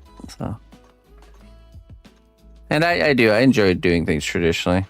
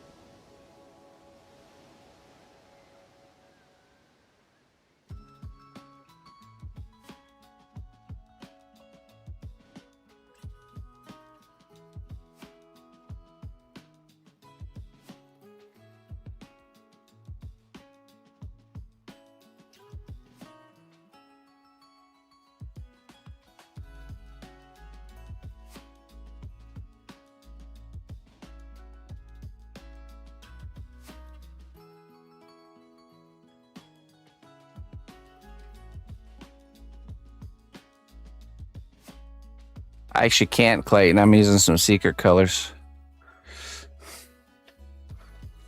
Yeah, I appreciate that, Zach. But the reality is I just don't have enough time to do it all. Otherwise, I probably would.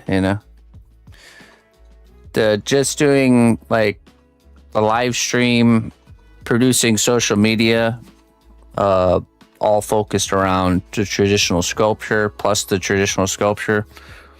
It's more than me and my wife both work at this full time, even doing overtime, and there's still not enough time. So it becomes really difficult to make room for other things. But yeah, so trying to be more intentional and more, I guess, wise with what things we pursue and where do we put our time tokens. You know what I mean? So, and I think sometimes it's good to stay focused on one particular thing and do that one thing really well, as opposed to getting kind of spread too thin and being almost like kind of like half in here, half in there, so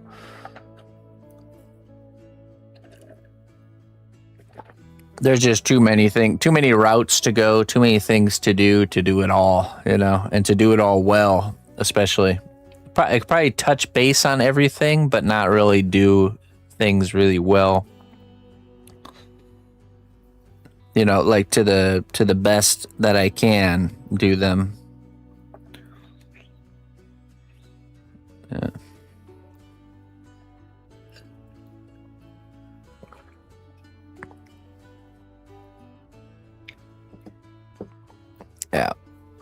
The only color I could tell you that I'm using is the yellow. It's the clear yellow. The other colors are secret colors. But just a yellow and an orange is all I've used so far. I'm not even sure I'll even use the darker orangey color. Probably not. Keep your secrets. I'm sorry. I must.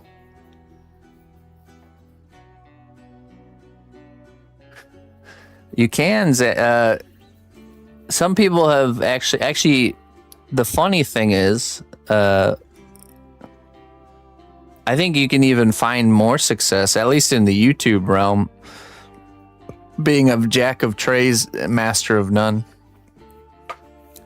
Some of I think the biggest creative YouTubers are the ones that kind of bounce around and diversify. You know, like Jaza.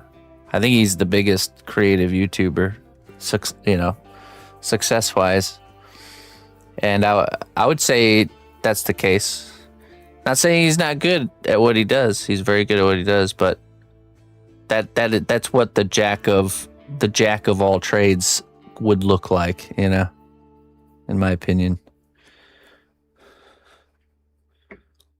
I think the thing for him, his real output is not technically the art, it's his ability to produce art in an entertaining way with the energy that he does. You know, that's really his niche. It's less focused on the actual art and more about the actual video. You know, the video is his finished work. And that's the same for a lot of YouTubers.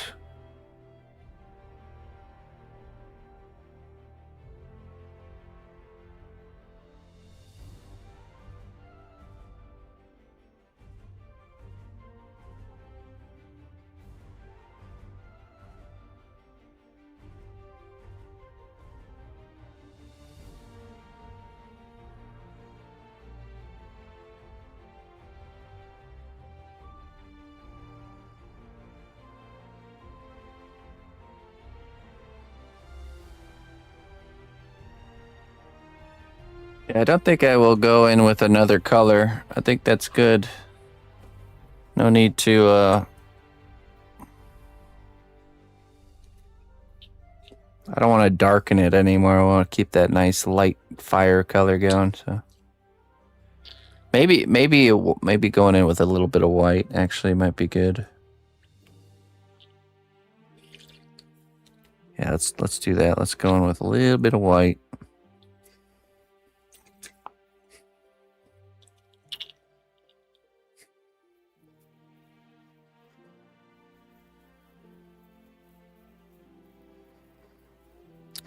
Yeah. I mean, being an artist is very similar, actually. I wouldn't downplay what you do. It's just you're not following necessarily you're kind of making up the instructions as you go.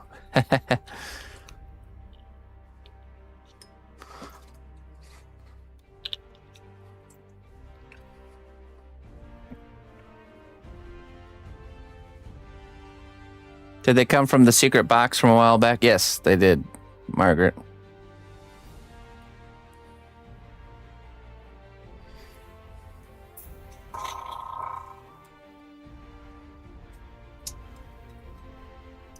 Let's grab some of this white here.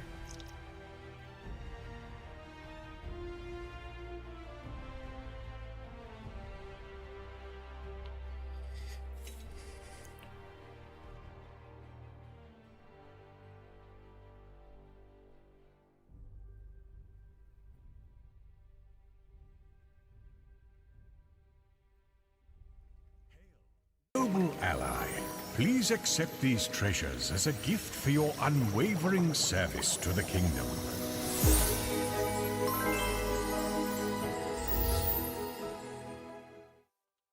Hey, Shakor. How you doing, my friend? Thank you very much for the 50 months of support. How you been, brother?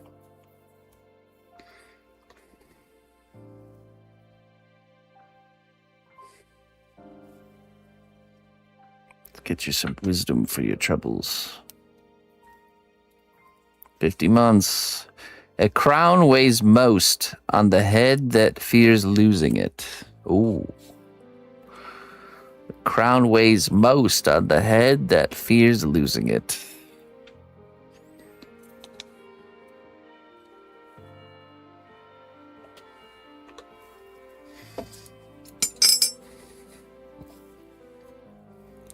Fear not, Shakar. Fear not.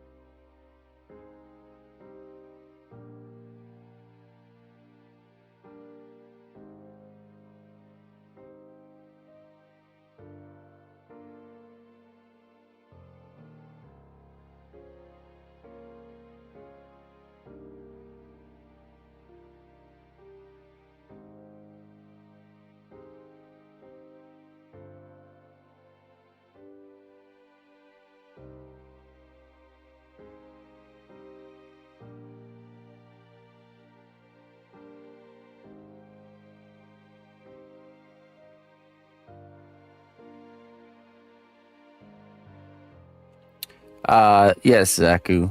Yes. That is correct. We'll go back in with some yellow. We're gonna humble the white a little bit. A good humbling.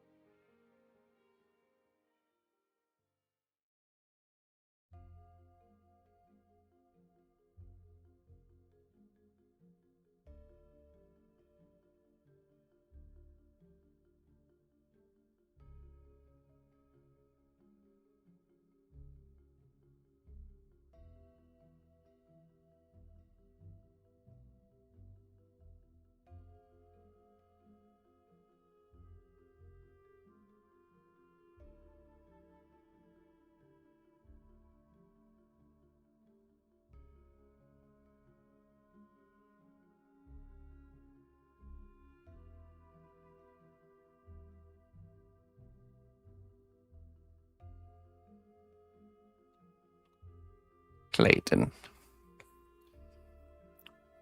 You know how long I've been using that sludge pipette there? Let me give you a closer look at this thing.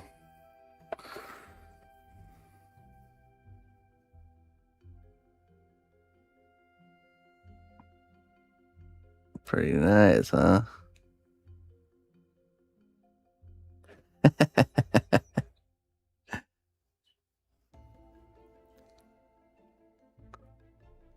I plan to only buy one pack of pipettes in my lifetime. This is the first one of the pack. No, it's fine. There's no contamination. Any kind of if I go a while without painting, little mushrooms start sprouting off of it, you know. And then I just harvest them and add them to the soup, you know, the perpetual soup.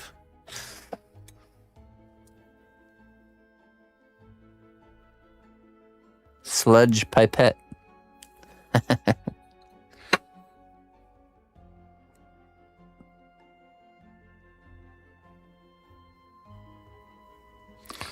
Let's use some of this yellow on the white area I made on the eyes, and then I'll probably do white again, just in a smaller dot. And I think we'll be good.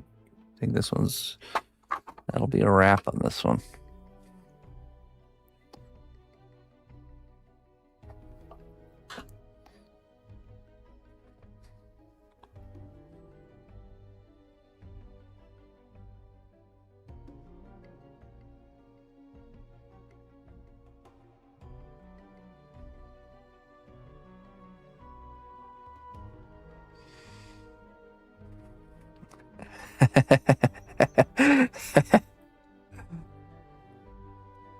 So weird. It's like every time I step into the workshop, I get my allergies flare up.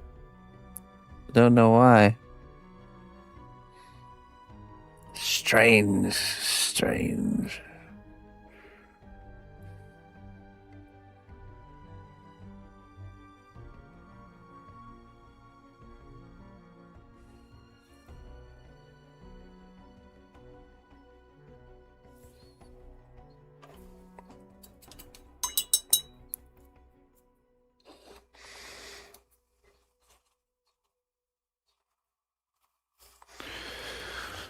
Need black again here.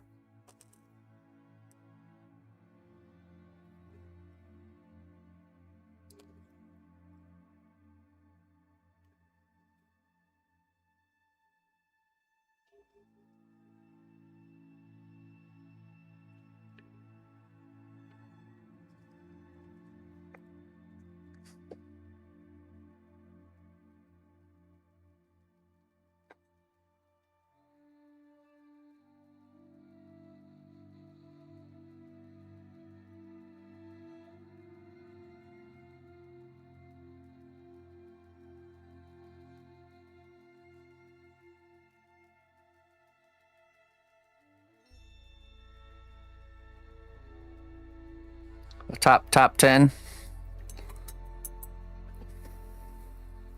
It's a pretty good one, I do have to say. Stepping into a new tier here. Next level.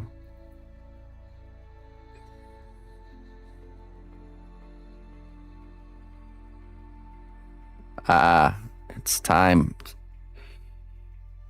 It's crept in on you there, Ludi Lorna. What else was I gonna do? Oh yeah, let me just try one little bit of this darker orange color. Just a few little spots of it I could see being really nice. Yeah, but it is pretty dark. I don't know about that.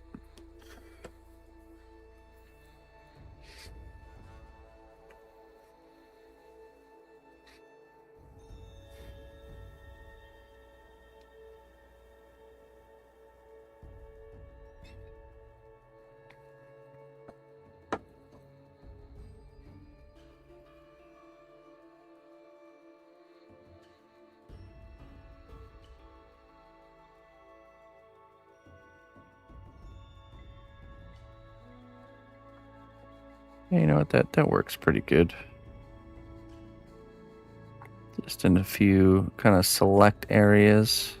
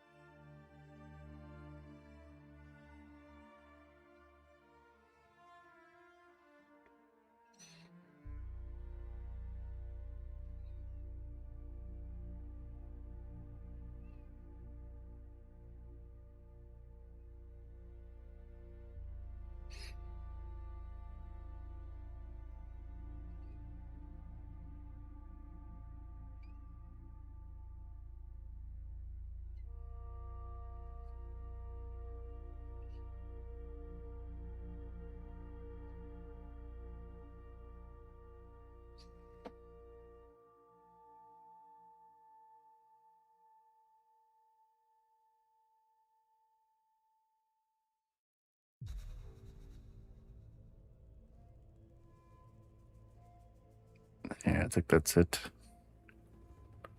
That's it. Maybe a little bit right there.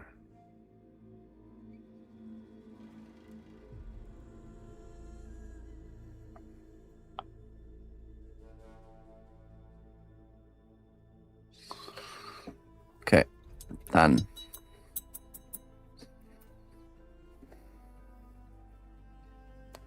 One Balrog.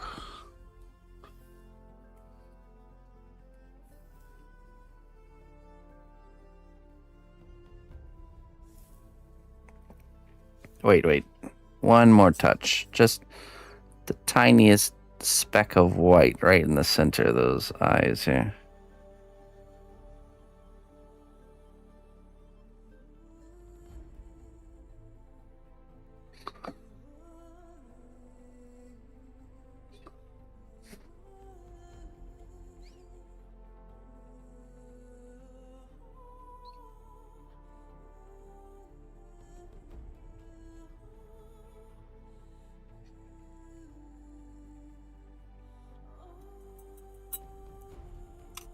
All right.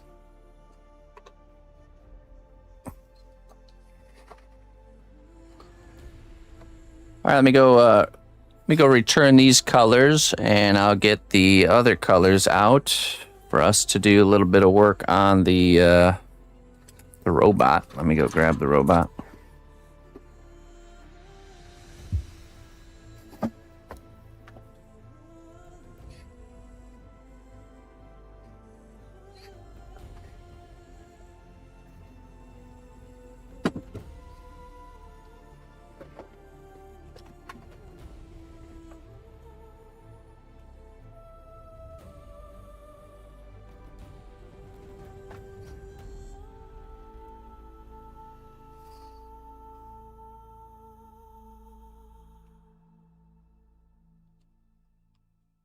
Oh, jeez.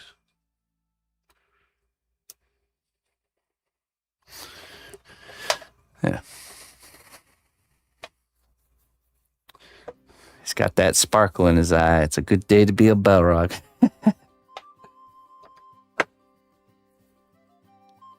Little size comparison.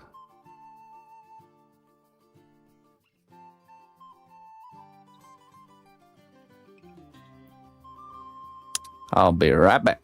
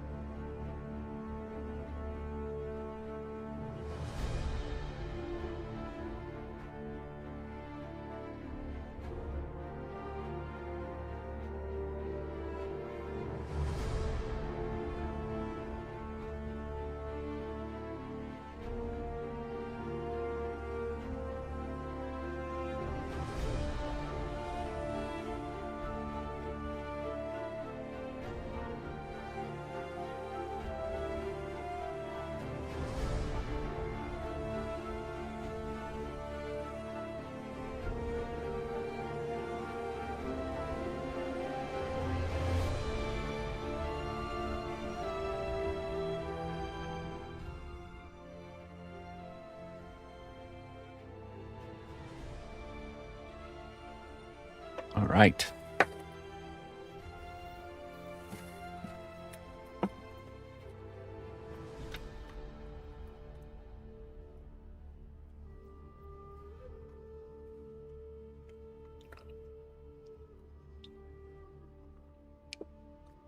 Here's the current batch of troll heads.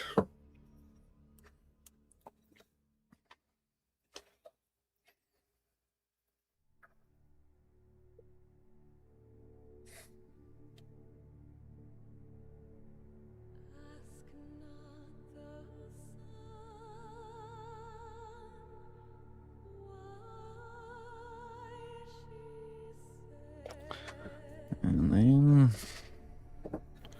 the last one's being worked on right now. Yeah, right.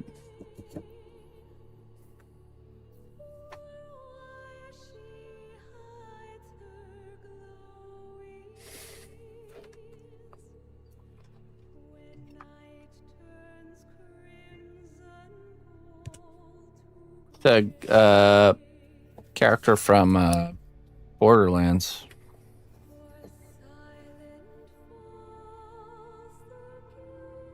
See, the missus did an awesome job painting him in the Borderlands style paint.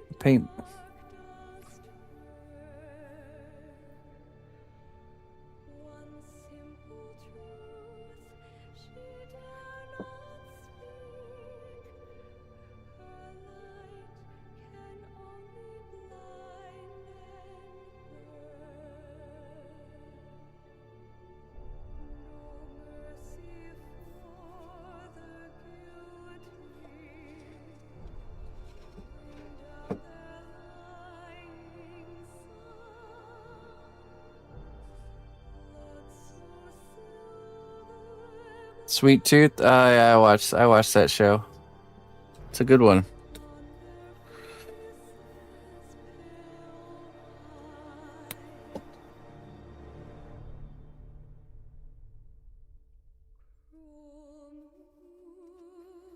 Okay. I think we left off on the robot's backpack.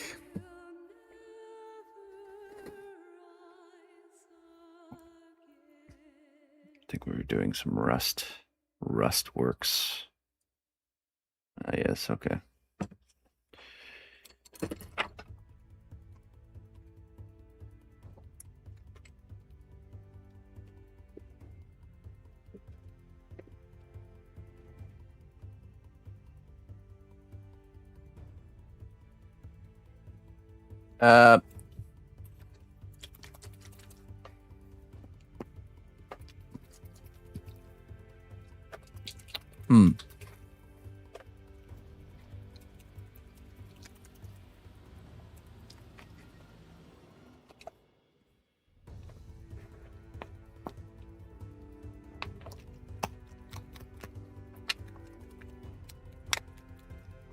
No, I can remember. I'm just not sure if the person wants me to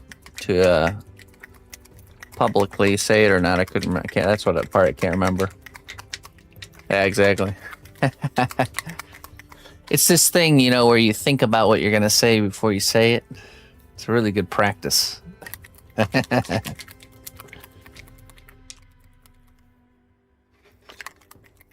am Zaku. Crazy talking, all right.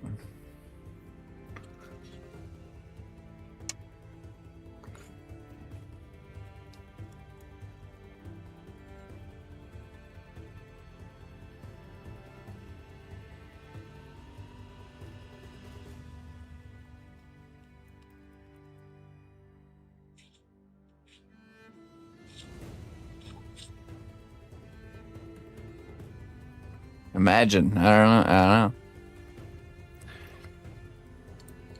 It'd be a crazy world, that's for sure.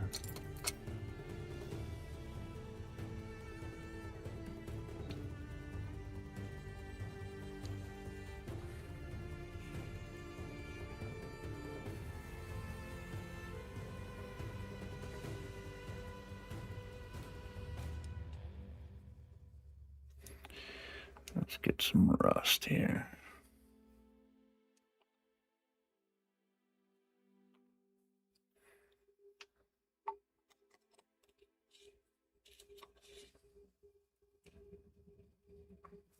Yeah, it is. You know how hard it is to find one of these that's not rainbow colored? Or like some random vibrant like holographic yellow. That's the tricky part to using one of these as a paint tray.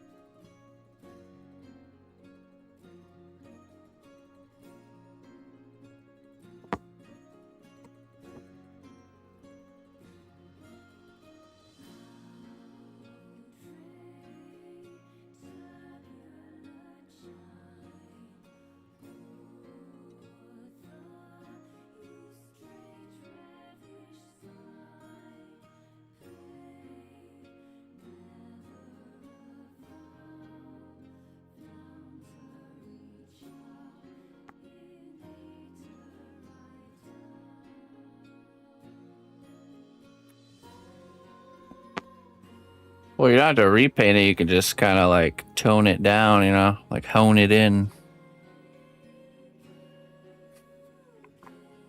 Remedy it instead of starting from scratch.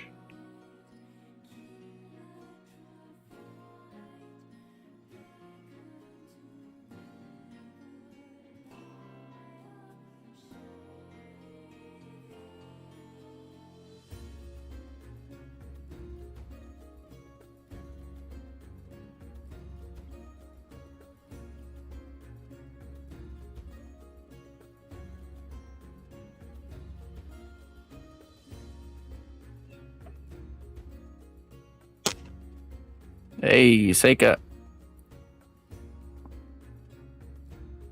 Thanks for the raid. Welcome. How you doing today?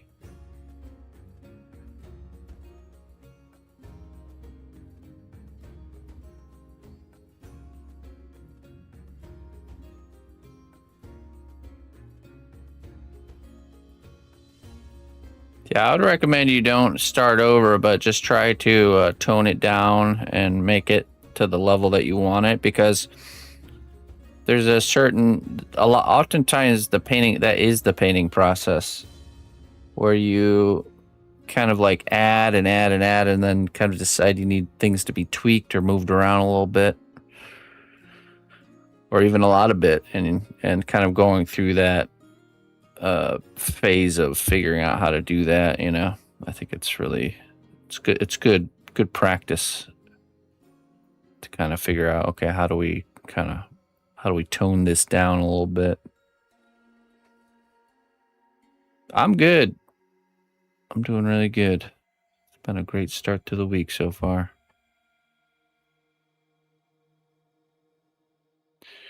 No complaints here.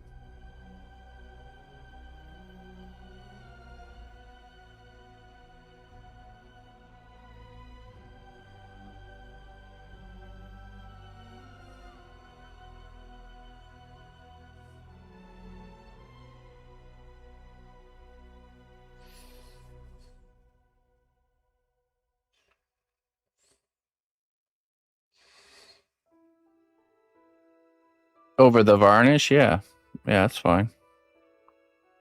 You can just keep layering on top of it.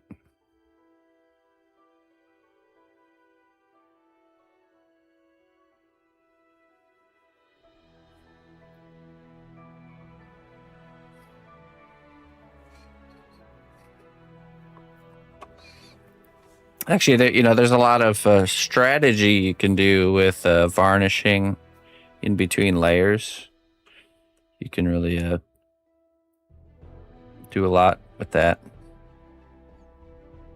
Like say you get your base coats done and you want to do like washes on top to like to make things blended in and look nice. You could do a varnish before you do the washes, and in case you want to remove some of the washes without messing with your base colors, you can do that, if you varnish first.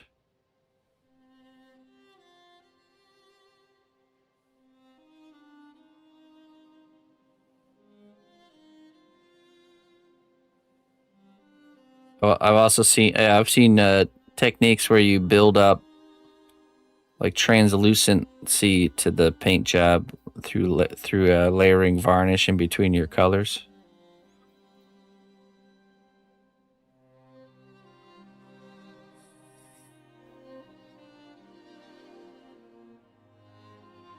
Actually impossible? No, if you want to paint really good looking rust, you just buy rust paint. You just paint it on, you just put it on there. It looks like rust. Some things in the creative sphere are skill-based, yes. But other things are knowledge-based, just having the knowledge of something. I would say a good amount of the creative realm is having the knowledge of a technique or material or a process, which knowledge can be given, can be passed on. The skill things, though, must be earned. But I think knowledge can get you pretty far, honestly.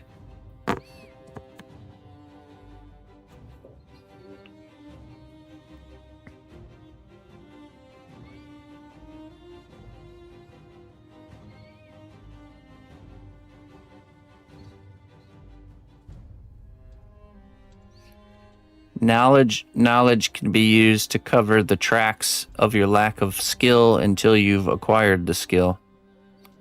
basically.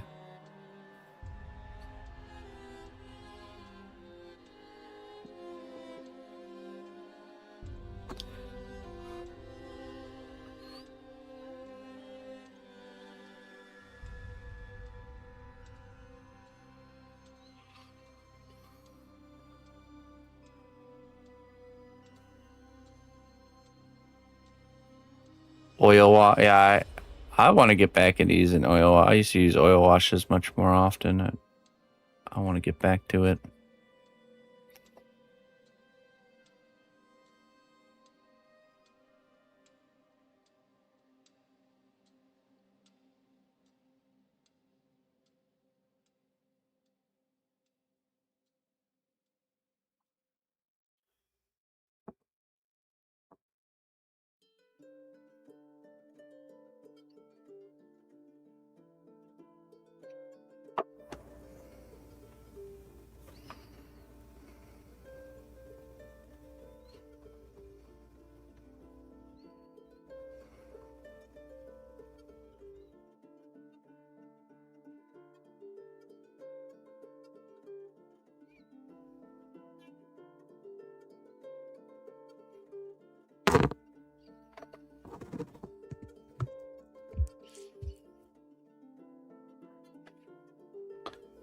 Alkyd.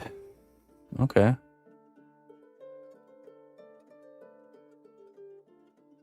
The cool things about oil washes is you can use them and to really take your time applying them and moving them around because of that dry time.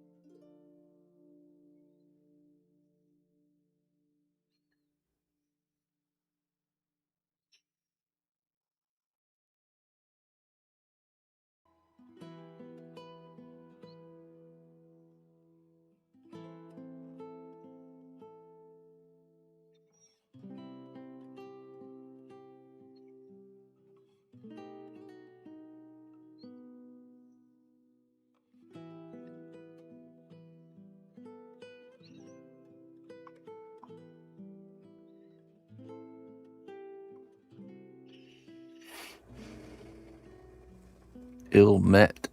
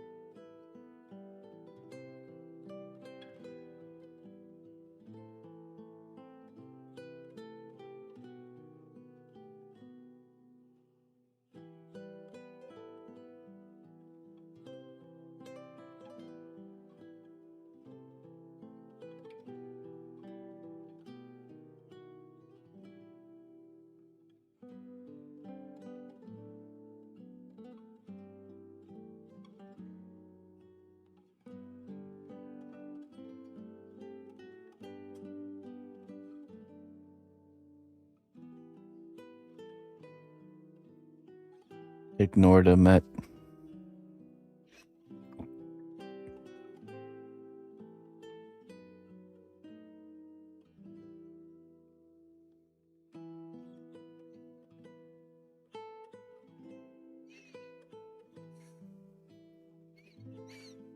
Reminds me of our one of our neighbors to the one of our sides is two people live there, mother and daughter, Judy and Jennifer, and they've developed the nickname Judifer. I think it was Emma misspoke it or something, and it became a thing. Judifer.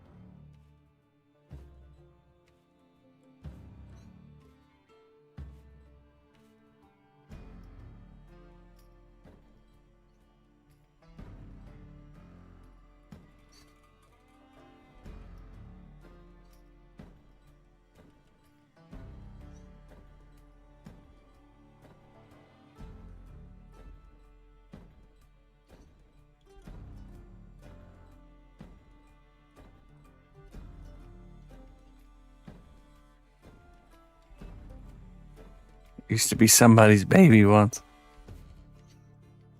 Crazy to think about, right? We all used to be little babies. Little baby at one point.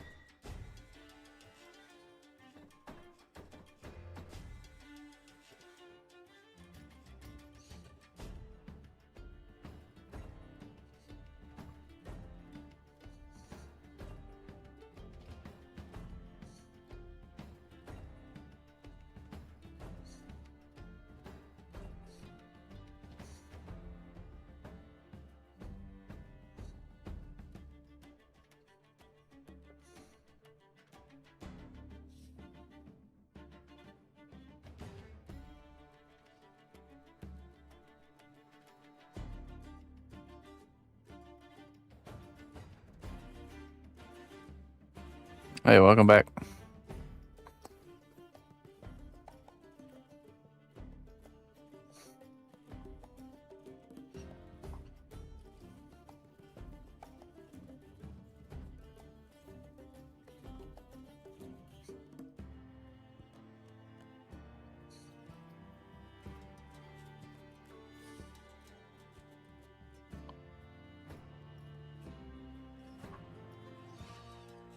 Hey, thank you.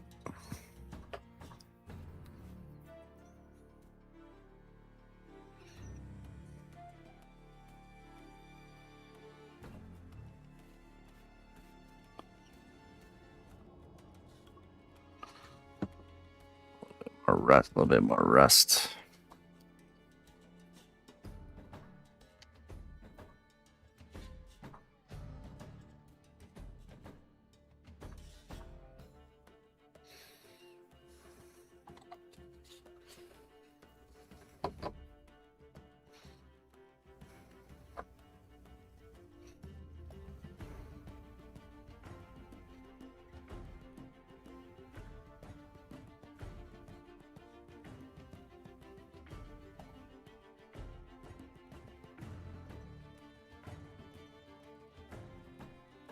The backpack is, yeah, for now.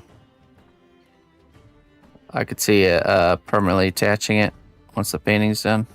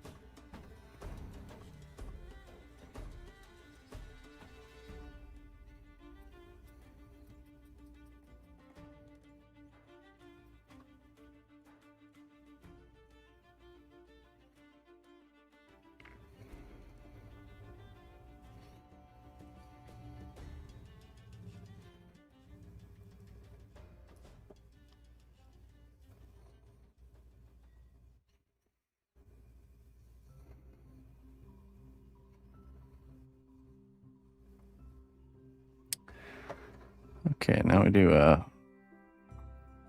little bit of wash of black.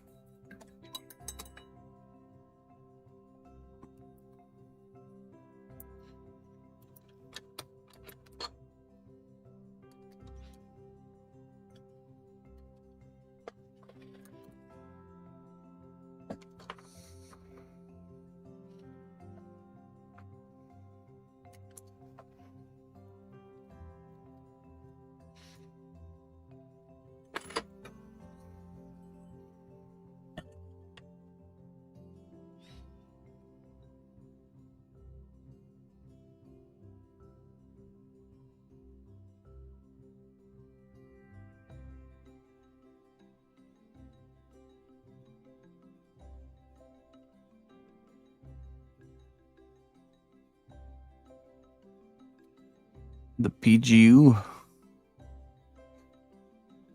Gundam.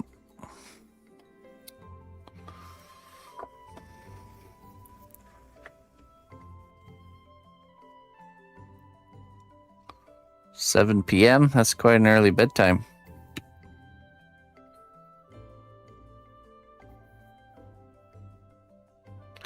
Are you allowed to work whatever hours you want?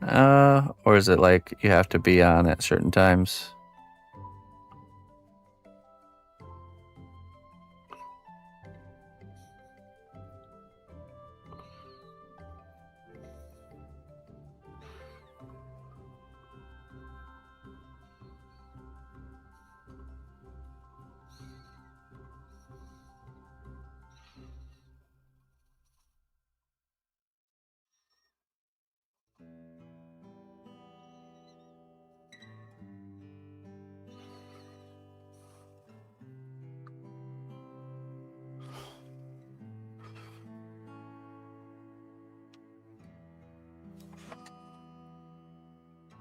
So 6 a.m.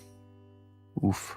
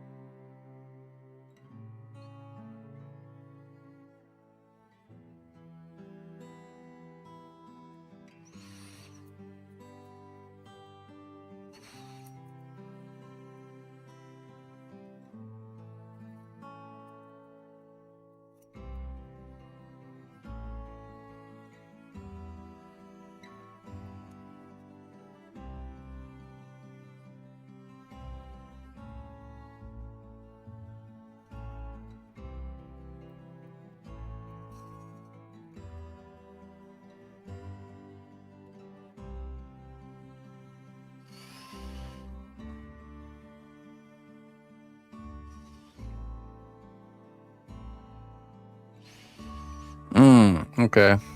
Interesting. Core hours.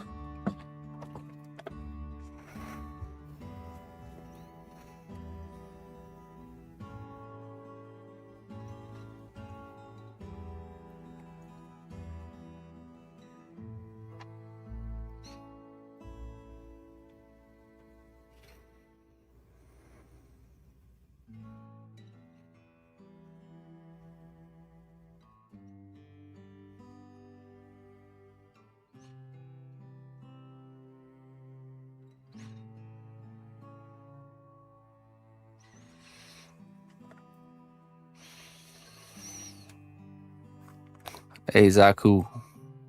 Thanks for chilling, man. We'll catch you later.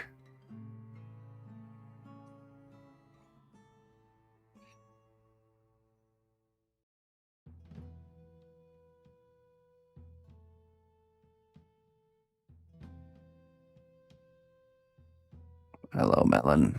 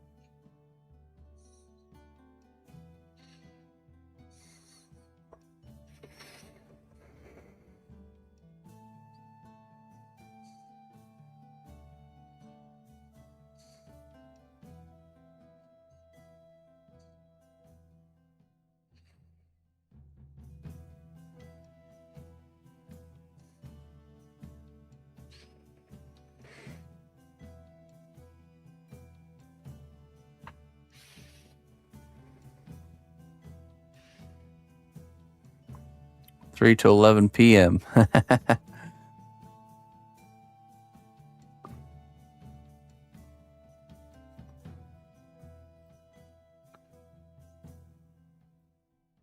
Jones is living the dream.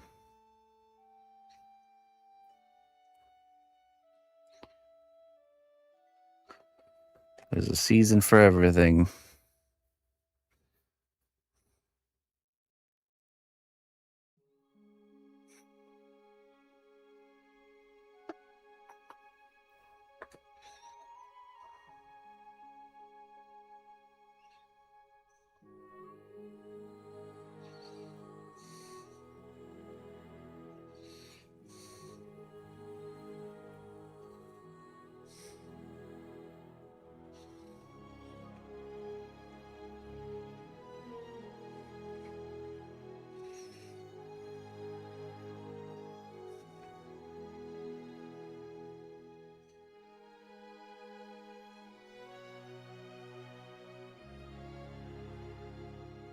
But could you work whatever you wanted?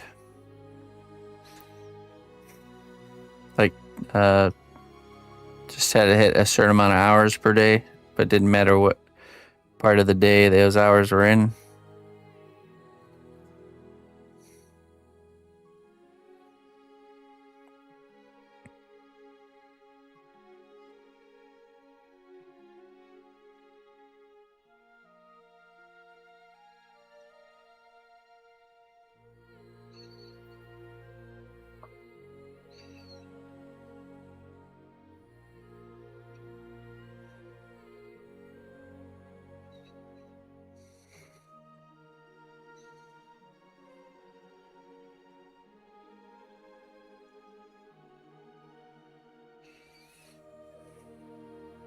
Per week. Ah.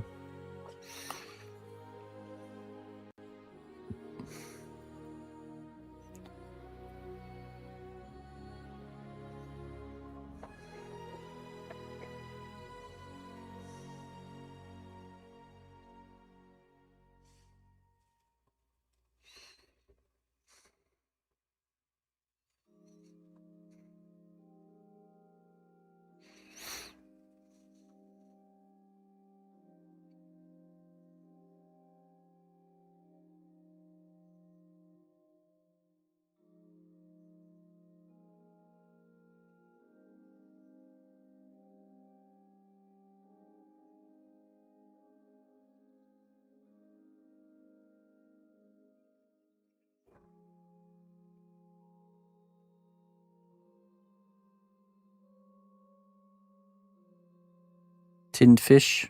Yeah, I do. Like the missus got me onto are they kippers in red sauce? Can't remember. There's canned fish in like a tomato sauce that we get from Germany. Super good, man. I love it.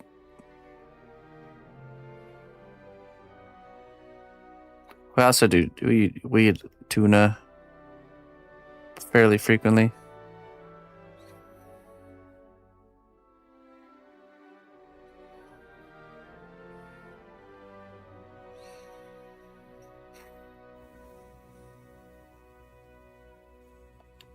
I've never had it.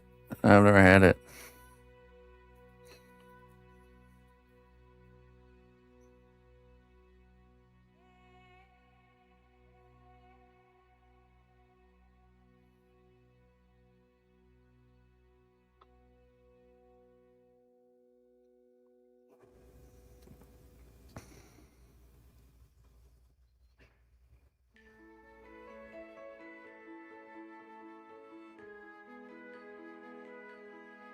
Sardines, huh?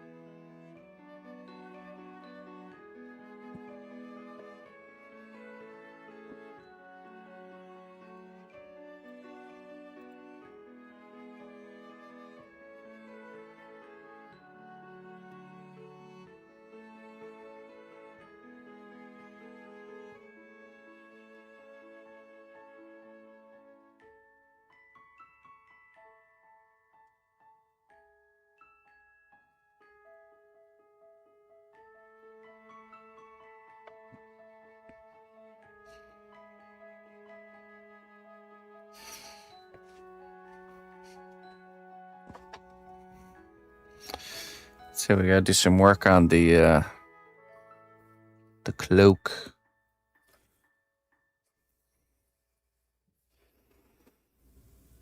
Have to figure out what color we're gonna do there.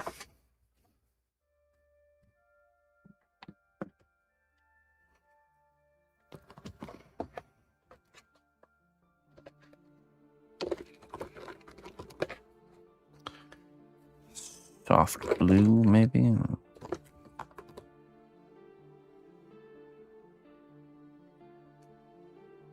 Be too strong, I feel like.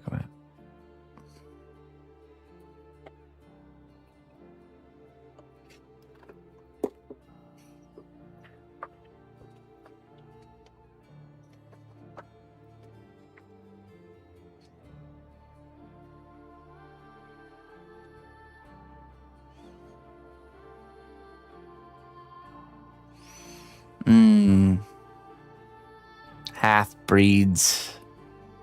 That'll teach you to be born half blooded.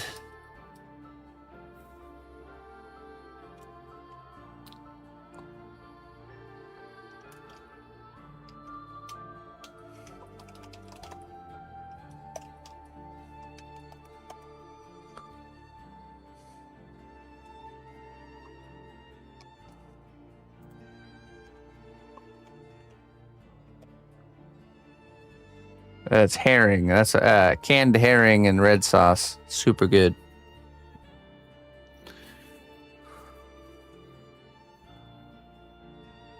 Rugenfish.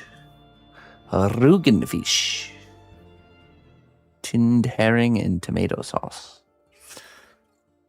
Super, super good. Highly recommend.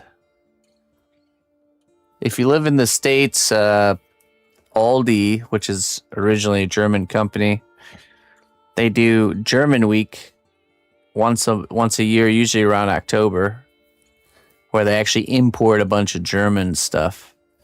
And yeah, you have that on pumpernickel bread, the canned herring in the red sauce on top of a piece of pumpernickel.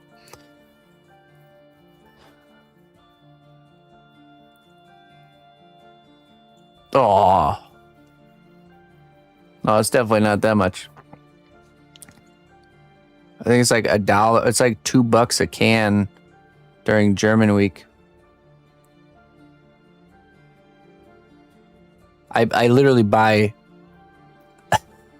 I buy it all, and it doesn't last very long. Aldi, the Aldi does American Week here around Halloween. Oh, really? Yeah, Aldi is originally a German company. The style of Aldi is actually very similar to almost all the grocery stores in Germany, for those that aren't aware. The idea of like the cashiers sitting down, the way the store is laid out, you know, the fact that you have to bring your own bags, that's all from Germany. Who's the guy buying all the canned fish? Oh yeah, I will buy it all. And it doesn't last very long. Pumpernickel with a little bit of butter, and then the herring and tomato sauce on top of the bread. I was actually learning about pumpernickel bread. It's really interesting because I think it's a 1 ingredient bread. Just is it rye and water? It's one of the oldest breads.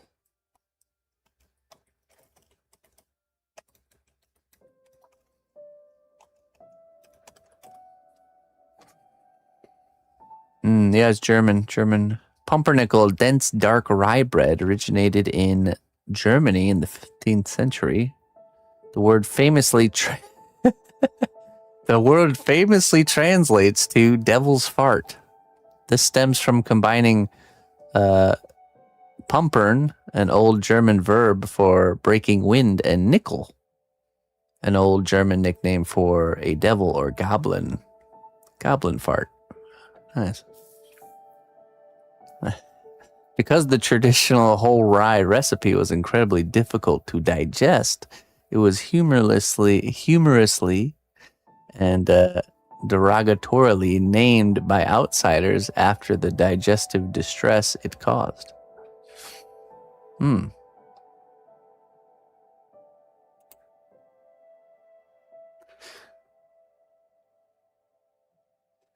True German pumpernickel is a dark, crustless, and tightly packed loaf made strictly from coarsely ground whole rye berries, baked slowly in a tin for up to 24 hours.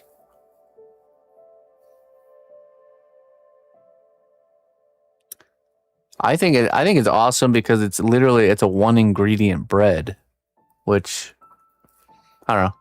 That's always interesting to me. Something that can kind of stand alone on its own kind of thing. American pumpernickel is typically made with standard rye flour and is often colored with molasses, cocoa, or coffee to achieve the signature dark hue. Yeah, true pumpernickel it's interesting. It's just a really dense kind of. You cut a slice of that, and then you have the butter on top of it with the fish and red sauce. Man, it's so good.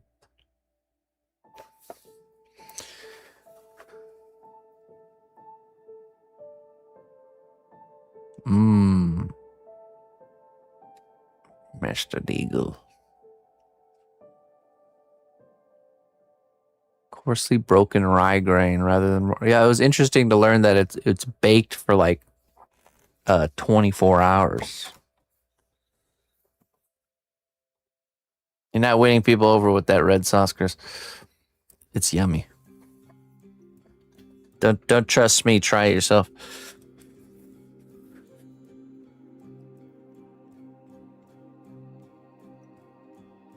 Tomato sauce.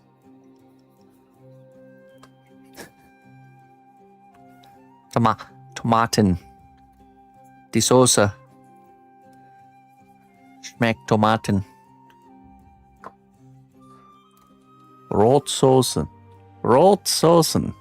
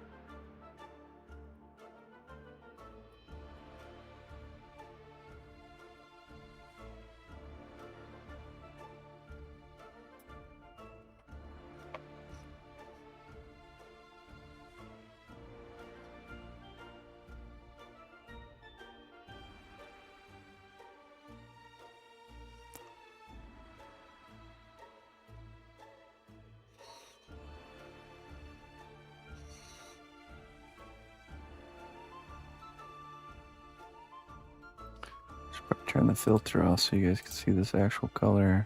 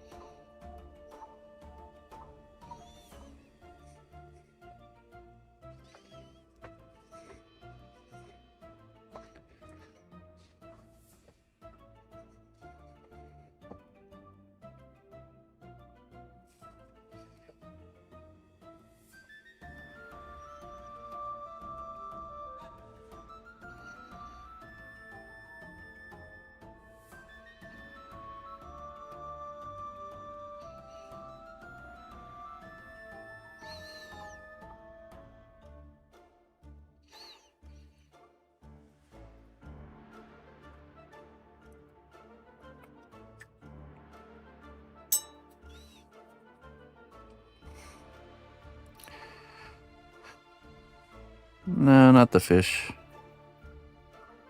It makes sense because if you're not used to eating that kind of food, it's like the grain isn't processed very much at all. No pre-digestion done.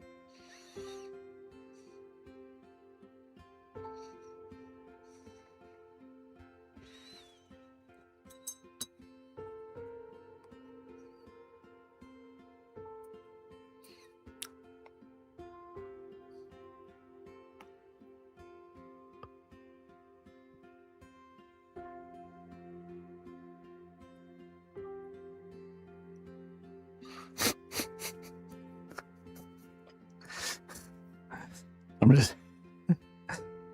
just fully realizing that the fact that the name of pumpernickel translates to goblin farts or devil farts, and just like in conversation casually offering somebody some goblin fart bread, you know. Oh my goodness, how do we not know this whole time? Would you like some goblin fart bread? No, I'm good. Thank you. I will pass. Thank you. Oh my goodness. This whole time.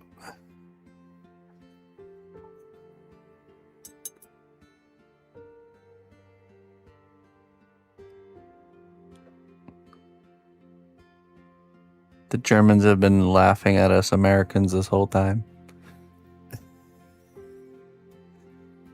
They set us up, guys.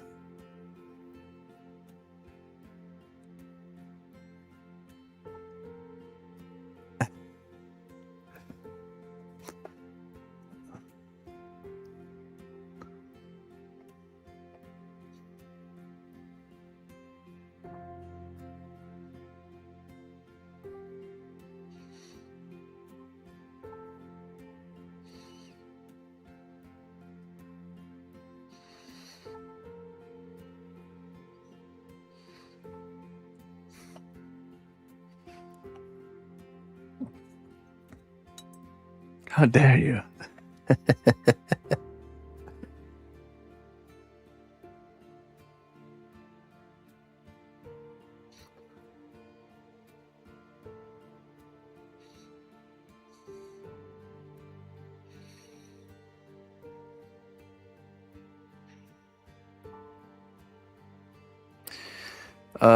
Yeah.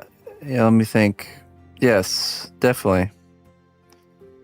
Let's see. For me, it was tuna fish pizza. That was a big one where, like, a big double take. Like, what? What are you guys doing over here? Crazy? But then I actually tried it, and it's actually pretty good.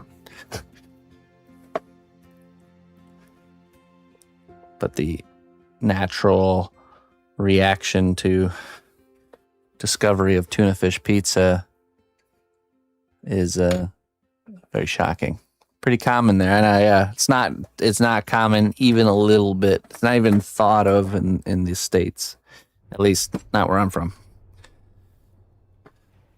And then let's see, for her, there's a lot of shocking cultural food moments. I showed her actually fairly recently. I showed her ice cream and French fries combination. Very shocked, but she tried it and now she gets it. The Americans do this salty with sweet combo. Salty and sweet together. So, like, salted caramel stuff. Frosty. Yeah, but we don't really eat fast food, so we did the basically homemade version. I think we just happened to have some sort of fried potato food for dinner, and then we also made homemade ice cream, and I told her, I was like, yeah, combine them. Ice cream and fries. It's honestly, if you've never tried it, all I'm saying is there's something special going on there. Germans would know pancakes with ice on it. Ice cream. Let's see, what else was there? Just how much cheese and peanut butter. The shocking reality that Americans put cheese on everything or peanut butter on everything. Oh, I've tried it. Try it again, Merrick. You're wrong. It's good.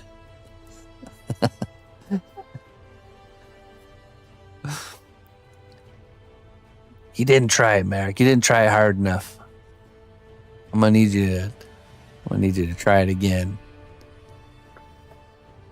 Try it until you like it. This Merrick guy.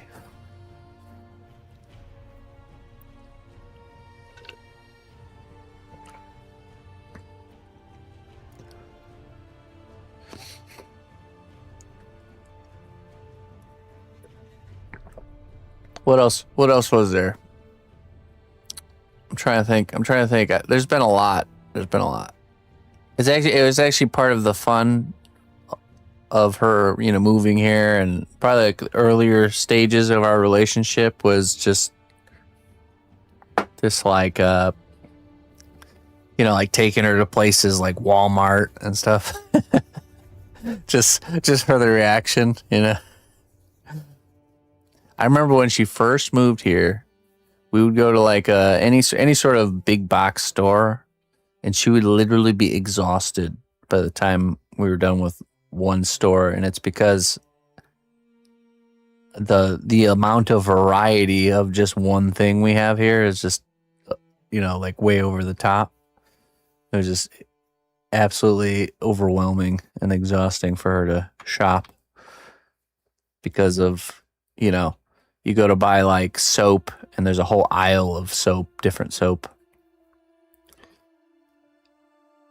And the reality is it's all junk, except for maybe one or two. It's all made by the same person, and it's all junk. That's the catch-22 there. all owned by the same company, but you know, we like this like illusion of variety, you know? That's what we like.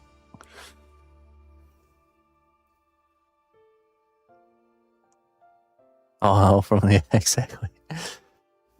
Yeah, but we weren't fully on that track at that point. Let me think. What else was the really fun thing to do? Oh, that was one. Buttered popcorn. Buttered popcorn. That's not common over there, or at least for her. It was not common to have buttered salted popcorn at the movie theaters.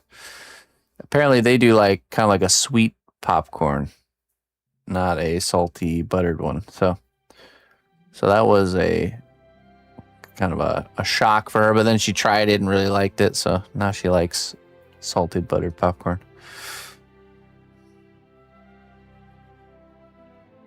Except for your love of tech, you're pretty much a hippie nowadays. Yeah, me too. Me too. We shop exclusively in the hipster section at the grocery store. That's the section with all the like hippie, organic, free range stuff.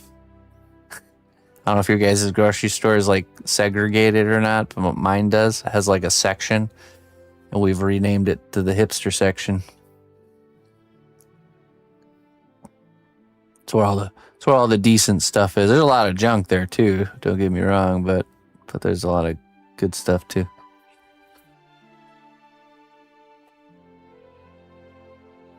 They cover their popcorn in red herring sauce. Don't you guys have small shops? I like the grocery store chain that's by us because we're kind of on the edge of a more populated area and the countryside, so it's kind of like a good mix of both. And then we have really good farmers markets here and stuff like that. Although I haven't been to one at all. I don't think we've been at all this year, to be honest. It's been one of those crazy years. Yep.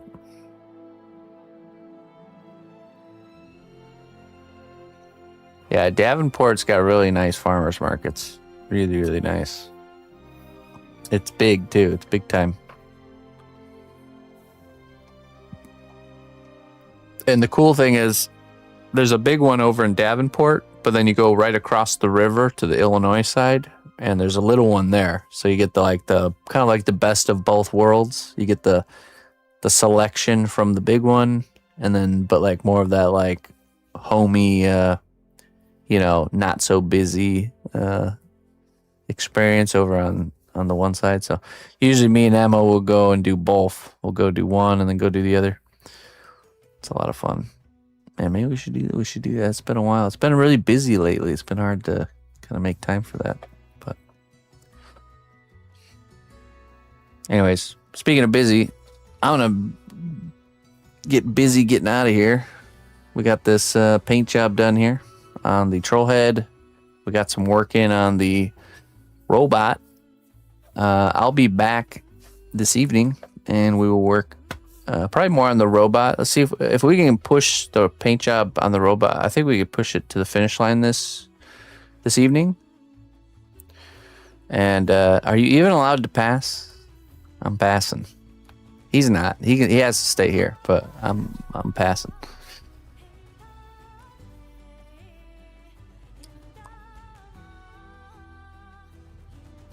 The granola section.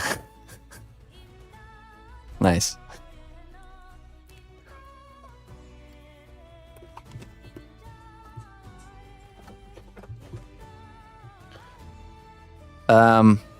What else is going on? I think this Wednesday, there's not going to be stream this Wednesday. It's my sister-in-law's birthday, and we're going to be going, we're going to be making homemade pizza, and with my new pizza oven. And what else are we doing? We're going on a boat on the Mississippi River. So that'll take up the whole day on Wednesday. I believe it's Wednesday. I might be wrong, but I'm pretty sure. So other than that, it's just a normal, straightforward week we got going on here. once we get this, once we get the robot done, Mondays I think we'll continue to leave it as like an odds ends day.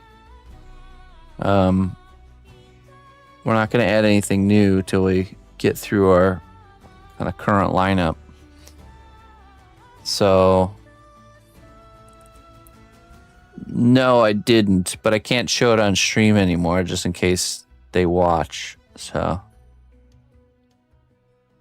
yeah, I can't. He's all right, I'll give you a sneak peek. What are the chances that they're looking right now, right? Probably nothing, right? But I do have to get it finished up, so here he is.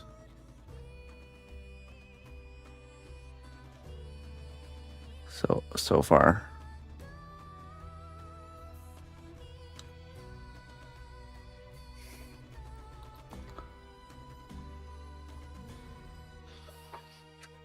Just have to probably this evening I'll probably finish up the head, and then just need maybe one more evening for, well, actually, if I can push and get it done this evening, I've been burning the midnight fuel on this one, then we got to get it painted up for Wednesday. So, all right, let me find someone to raid. Thanks again, everybody, for joining me. I appreciate it.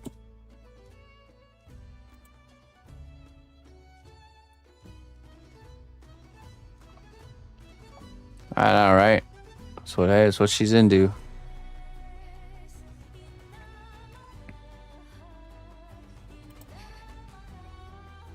Let's see here.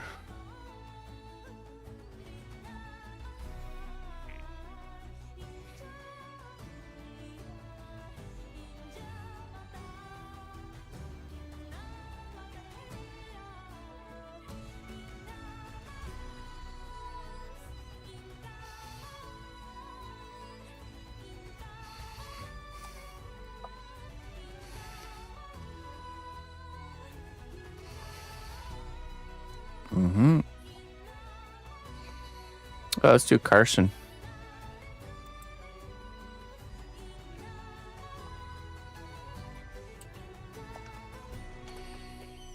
Let's go raid Carson Druid. Hey, see you later, Dim Wicket and Deagle. Good night.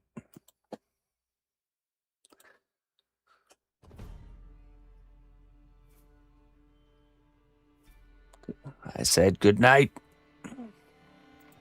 Go to sleep. All right. Where's my dashboard? Okay, here we go.